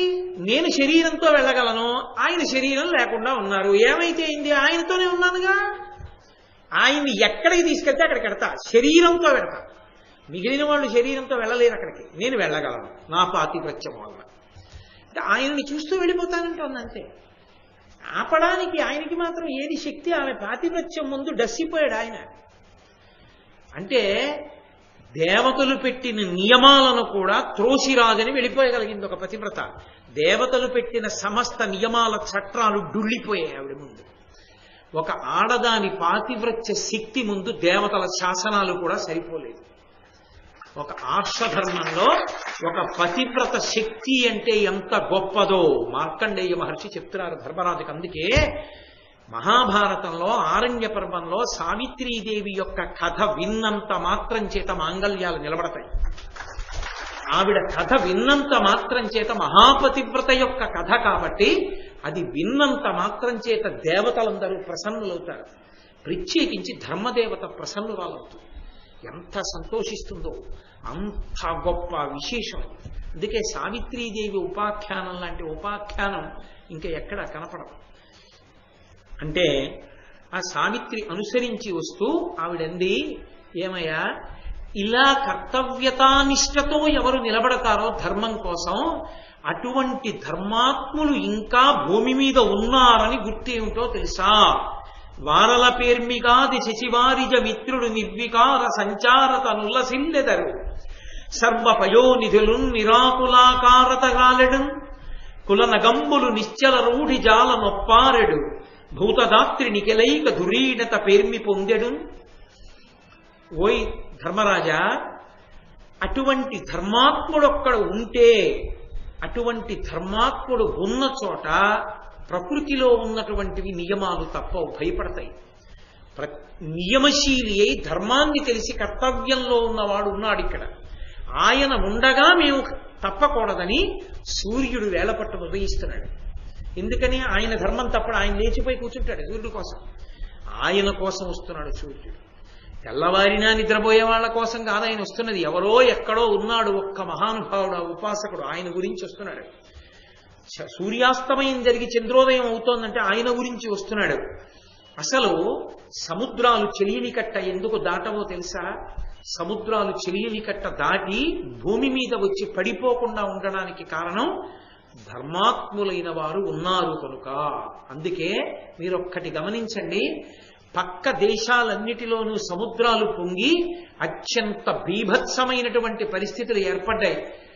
భారతదేశంలో అందున ప్రత్యేకించి ఆ విషయంలో నేను పొంగిపోతా చెప్పుకోవడానికి. తూర్పుగోదావరి జిల్లా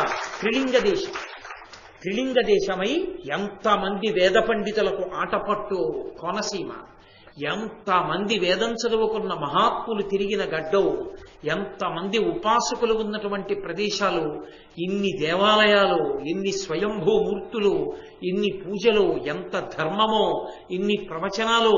ఇప్పటికీ రామాయణ భారత భాగవతాలంటే ఎంత గౌరవమో. అందుకే ఈ చుట్టుపక్కల ఎక్కడా బంగాళాఖాతం తన హద్దు దాటలేదు ఎప్పుడు. అలాగే ఉంది.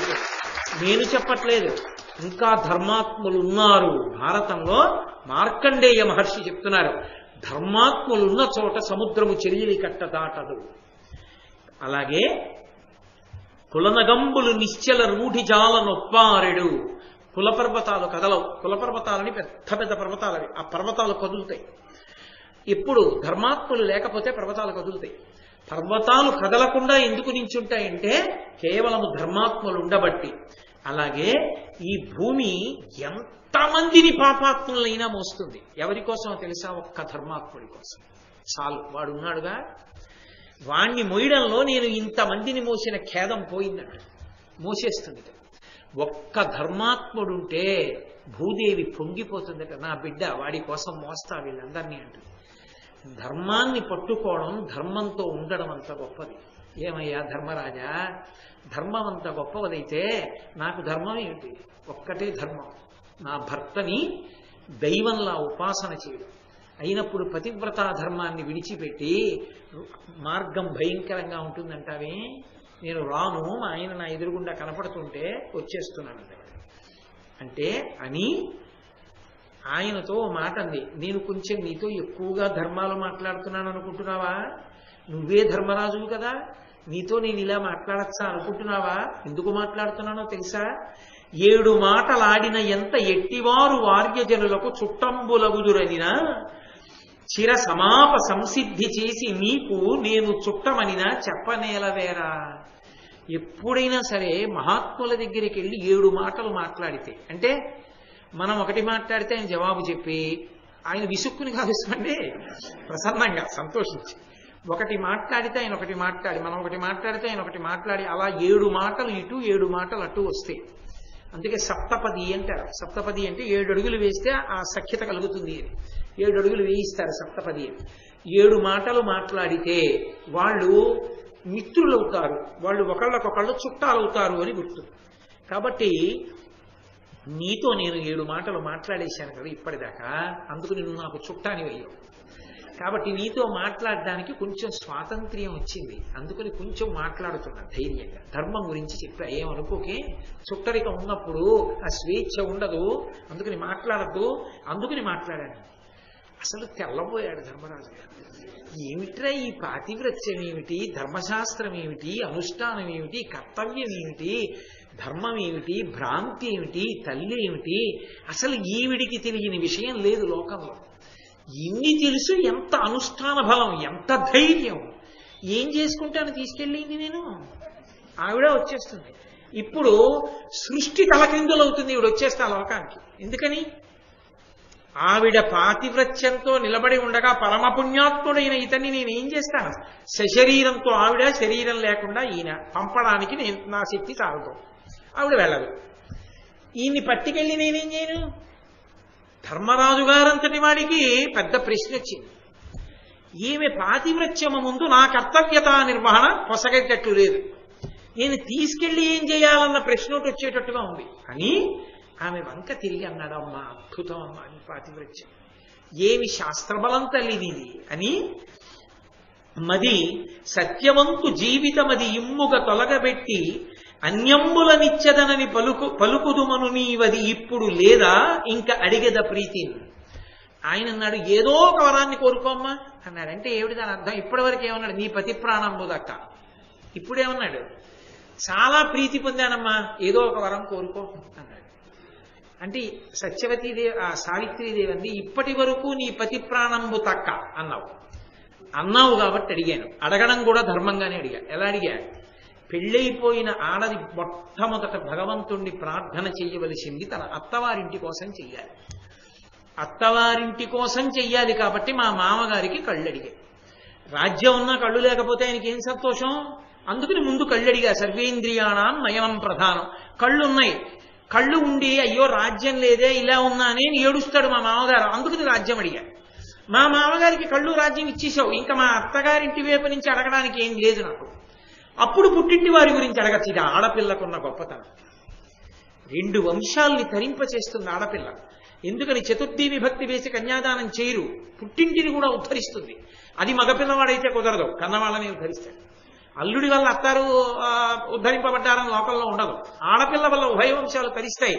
యథార్థంగా చెప్పాలంటే ఆడపిల్ల ఎంత గొప్పదో చూడండి.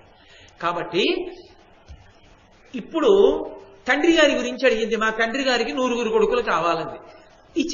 ఇచ్చేసాడు. ఆయనకి తెలియదా? ఇప్పుడు పతి ప్రాణంబు దక్క అన్నాడు అనుకోండి, ఆవిడ ఏమడుగుతుంది? అడగడానికి ఏముంది? ఏం లేదు. ఇప్పుడు ఆవిడ బుద్ధితో ఏదైనా అడిగింది అనుకోండి, ఉపద్రవం వస్తుంది.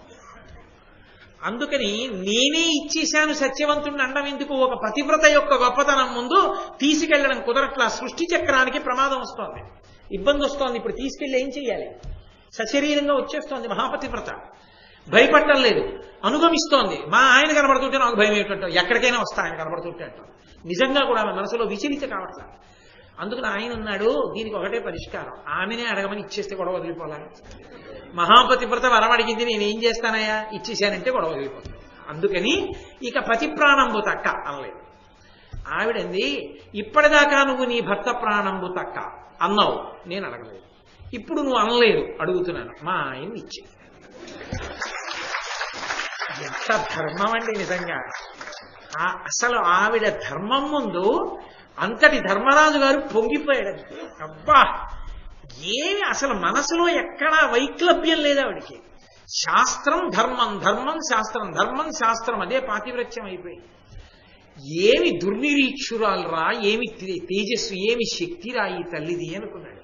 అనుకుని పతి విరహంబు దుస్సహము భర్తు వినాకృతయైన కాంత దూషితయవు సర్వమంగళ విశేషములందునుగాన మత్ప్రియుండతులిత కీర్తిశాలి సుగుణాఢ్యుడు సాల్వసుతుండు లబ్ధ జీవితుడుగా ఇమ్ము ధర్మ పదవీ పరిరక్షణ పుణ్యవీక్షణ.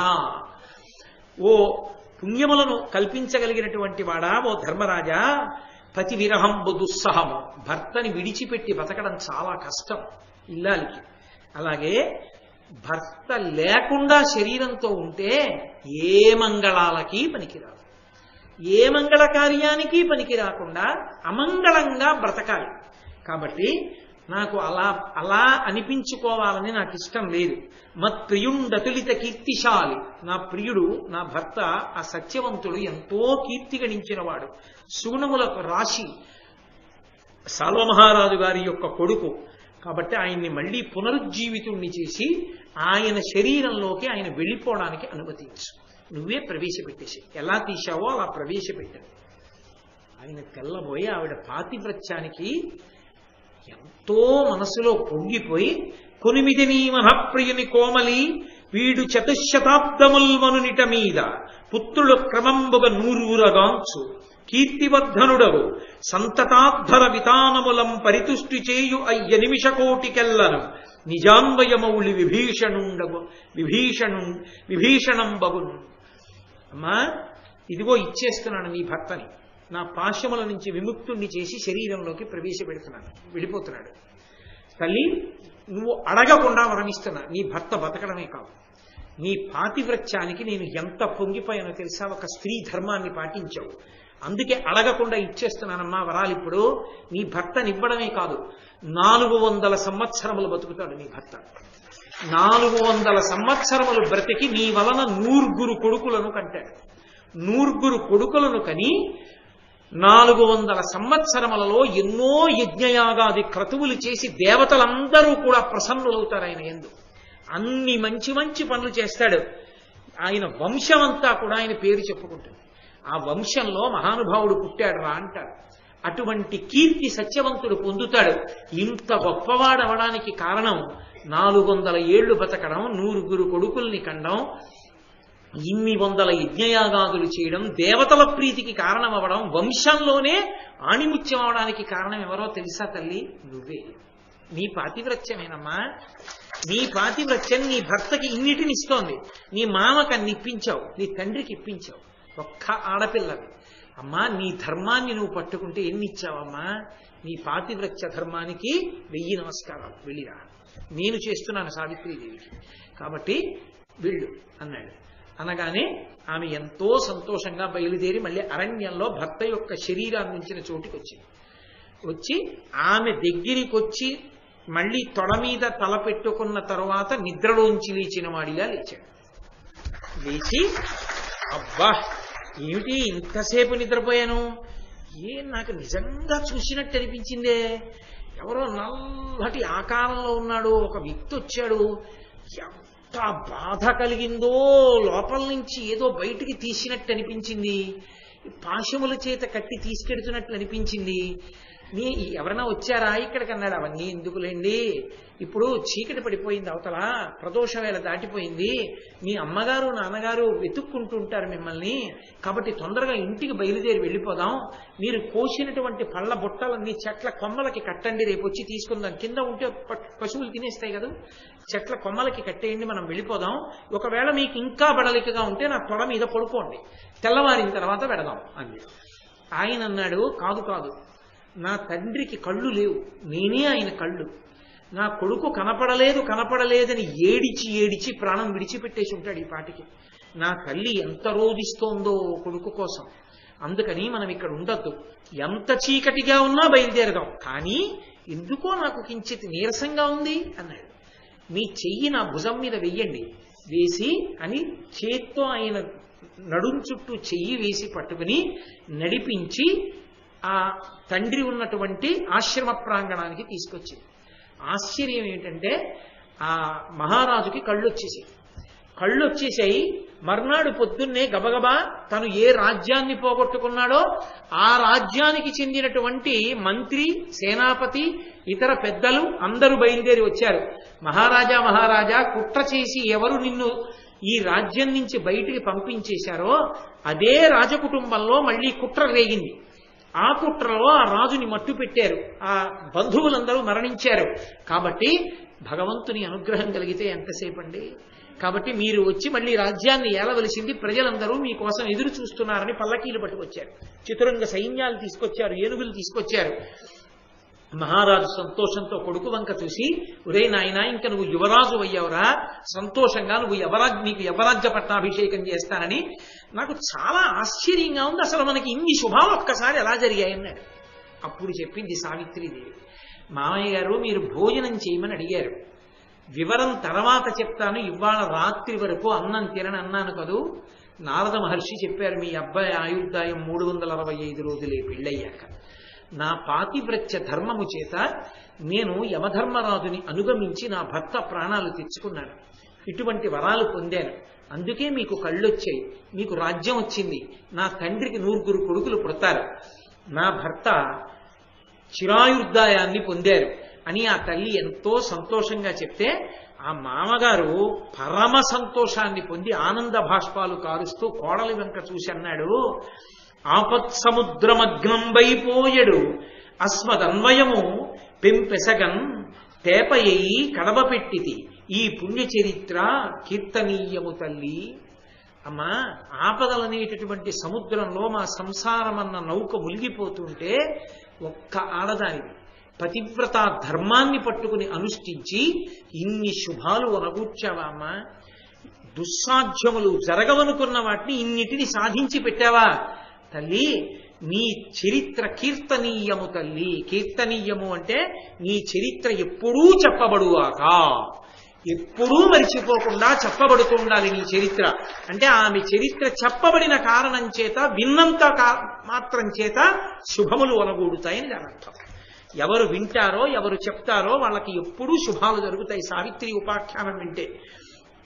కాబట్టి ఆ సావిత్రి యొక్క గొప్పతనం అంతా ఎంత గొప్పదంటే, తన మగని, అత్తమామల, జననీ జనకులను, తన్ను సకలంబును తా ఘనమున సముద్ధరించను జనవరా సావిత్రి ధర్మ చరితము కంటే. ఓ ధర్మరాజా, మార్కండేయ మహర్షి చెప్తున్నారు, చూశావా, ఒక్క సావిత్రి తన పాతివ్రత్యంతో తన మగణ్ణి బతికించుకుంది, అత్తమామల్ని సంతోషపెట్టింది, జననీ జనకుల్ని సంతోషపెట్టింది, తనని మంగళప్రదురాలుగా ఉంచుకుంది, సకలాన్ని నిలబెట్టింది. ఎందుకని? సకలాన్ని అంటే అప్పుడు జరిగిపోయిన కథ కాదు, ఇప్పుడు చదువుకున్నా, ఇప్పుడు చెప్పుకున్నా, ఇప్పుడు విన్నా, ఇప్పుడు చదువుకున్నా, ఎప్పటికీ సావిత్రీదేవి ఉపాఖ్యానం చదువుకున్నప్పుడు శుభాలు జరుగుతూనే ఉంటాయి. కాబట్టి ఆ తల్లి సకలంబును అన్నిటినీ ఉద్ధరించింది. ఎప్పుడో జరిగిన ఉపాఖ్యానం, కానీ అది చదువుకుని విన్ని చెప్పుకున్నందుకు ఇప్పటికి మనకి మంగళప్రదమైంది. ఎంత గొప్పదయా! కాలాన్ని దాటి శుభాలు ఇవ్వగలిగిన తల్లి అయిపోయింది ఆవిడ. కాబట్టి జనవరా, పాతివ్రత్య ధర్మాన్ని మించినటువంటి ధర్మం లోకంలో ఉందా? అటువంటి ధర్మచరిత అయినటువంటి సావిత్రీదేవి యొక్క కథ వినడం ఎంత గొప్పదయా! విన్నావా? ఒక్క సావిత్రి ఇంట్లో ఉండడం వల్ల పుట్టింటి వారు, మెట్టినింటి వారు, తన భర్త, తాను ఇంతమంది సుఖపడ్డారు. లోకం ఇన్ని సుఖపడ్డాయే. అలా నీ భార్య కష్టాలు పడుతోంది అంటానే. ద్రౌపదీదేవి మహాపతివ్రతయ. అటువంటి మహాపతివ్రతకి మీరు భర్తలవడం మీ అదృష్టం. అటువంటి ద్రౌపదీదేవి పాతివ్రత్యం వల్ల ఏమవుతుందో తెలుసా? సావిత్రీదేవి చరిత్ర చెప్పుకుంటే ఏ పుణ్యం వస్తుందో, ద్రౌపదీదేవి కథ వలన కూడా అదే జరుగుతుంది. ఎందుకని? అదే పతివ్రత కథ వరుస క్రమంలో వచ్చేసాయి. ఆరణ్య పర్వంలో సీతమ్మ తల్లి, ద్రౌపదీదేవి, బ్రాహ్మణి, దమయంతి, ఇంతమంది పతివ్రతల కథలున్నాయి. అందుకే ఆరణ్య పర్వం వినడం సమస్త మంగళప్రదం, సమస్త శోభనకారకం, సమస్త శుభాలు అనకూడతాయి ఆరణ్య పర్వం వింటే. కాబట్టి ఆ పతివ్రత అట్ల ఈ యజ్ఞసేని పరమ కళ్యాణ కర్మ సంభావనీయ అధిపా నిమ్మును మీ అఖిలాన్మయంబునుద్ధరించు మహాభాగ్య యుక్తి చేసి. నేను ఒక్క మాట చెప్పనా ధర్మరాజా, నువ్వు కష్టాలు పడుతున్నావు నువ్వు అనుకుంటున్నావు, నీ భార్య ఇడుగులు పడింది అనుకుంటున్నావు, కాదు. ఆమె పాతివ్రత్యం లోక విఖ్యాతమైంది. ఈ ద్రౌపదీదేవి పాతివ్రత్యం వల్లే, ఈ తల్లి ధర్మం వల్లే మళ్ళీ మీరు రాజ్యాన్నంతటినీ పొందుతారు, మళ్ళీ పట్టాభిషిక్తులవుతారు. ఈ అఖండ ధరణీ మండలాన్ని మీరు ఏలడానికి కారణం ఎవరో తెలుసా? మీ భార్య ద్రౌపదీదేవి. కాబట్టి ఆమె ధర్మం అటువంటిది. మహానుభావుడు మార్కండేయ మహర్షి అంతటి వాడు ద్రౌపదీదేవి యొక్క శీల వైభవాన్ని గురించి అంత మాట అన్నాడంటే అంతర్లీనంగా ప్రతిపాదన ఏమి అంటే, సైంధవుడు ద్రౌపదీదేవిని ఎత్తుకెళ్ళిపోయాడు, ఆమెనేదో అవమానించాడని కాదు. పాతివ్రత్య ధర్మము ఎంత గొప్పదో తెలుసుకుని నమస్కరించగలిగిన హృదయం ఉంటే, అటువంటి పతివ్రతల కథలు విన్నంత మాత్రం చేత, సహృదయంతో నమస్కరించినంత మాత్రం చేత, చెప్పుకున్నంత మాత్రం చేత, ఎప్పుడో వాళ్ళు ఎవరి కుటుంబ సభ్యులుగా ఉన్నారో వాళ్ళు కాదు ఉద్ధరణ పొందడం. అప్పటికీ ఇప్పటికీ ఎప్పటికీ ఆ కథ చెప్పినవాడు, చదివినవాడు, విన్నవాడు, వ్రాసినవాడు అందరూ అభ్యున్నతిని పొందుతున్నారు. అది మహాభారతం యొక్క శక్తి. అంటే అన్యాపదేశంగా అసలు మహాభారతం యొక్క శక్తి ద్రౌపదీదేవియే. మార్కండేయ మహర్షి తీర్పు చెప్పారు. అంతటి మహాతల్లి ద్రౌపదీదేవికి సంబంధించినటువంటి మహాభారతాన్ని వినడం, చదువుకోవడం అదృష్టదాయకం. కాబట్టి పతివ్రత ధర్మాన్ని, పాతివ్రత్య ధర్మాన్ని, అసలు ఆర్ష వాంగ్మయంలో ఎక్కడా లేనటువంటి అద్భుత సన్నివేశాన్ని సృష్టించినటువంటి సతీ సావిత్రి అంటారు, అందుకే ఆ తల్లిని. అటువంటి సావిత్రీదేవి ఉపాఖ్యానాన్ని కొత్త సంవత్సరం రాగానే రెండో రోజున వరుస క్రమంలో పతివ్రతల కథలు. నిన్న ద్రౌపదీదేవి, ఇవాళ ప్రారంభంలో ఒక్కసారి రామకథలో సీతమ్మ తల్లి, పక్కనే సతీ సావిత్రి గురించి చెప్పుకునేటట్టుగా మనని అనుగ్రహించి మన జీవితాలకి రక్ష పెట్టిన మహానుభావుడు క్షేత్ర పరిపాలకుడైనటువంటి అయ్యప్ప స్వామి. ఆ స్వామికి మళ్ళీ మనందరం శిరస్సు ఉంచి నమస్కరిస్తూ, మళ్ళీ రేపు సాయంకాలం 6:30 కలుసుకున్నప్పుడు వేరొక అత్యద్భుతమైన ఘట్టము, ధర్మాన్ని పట్టుకున్న వాళ్ళ ఆలోచనకి భయానికి తీర్చడానికి భగవంతుడు ఎలా జోక్యం చేసుకుంటాడో చూపించే మహత్తర ఘట్టం రేపు మీకు కృష్ణ భగవానుడు పలికించినంత మేర పలికి చూపిస్తాను. మంగళాశాసనపరై మదాచార్య పురోగమై సర్వైశ్చ పూర్వైరాచార్యై సత్కృతాయాస్తు మంగళం. మంగళం కోసలేంద్రాయ మహనీయ గుణాత్మనే చక్రవర్తి తనూజాయ సర్వభౌమాయ మంగళం. ఉమాకాంతాయ కాంతాయ కామితార్థప్రదాయినే శ్రీగిరీశాయ దేవాయ బలినాథాయ మంగళం. సర్వం శ్రీ ఉమామహేశ్వర పరబ్రహ్మార్పణమస్తు. స్వస్తి.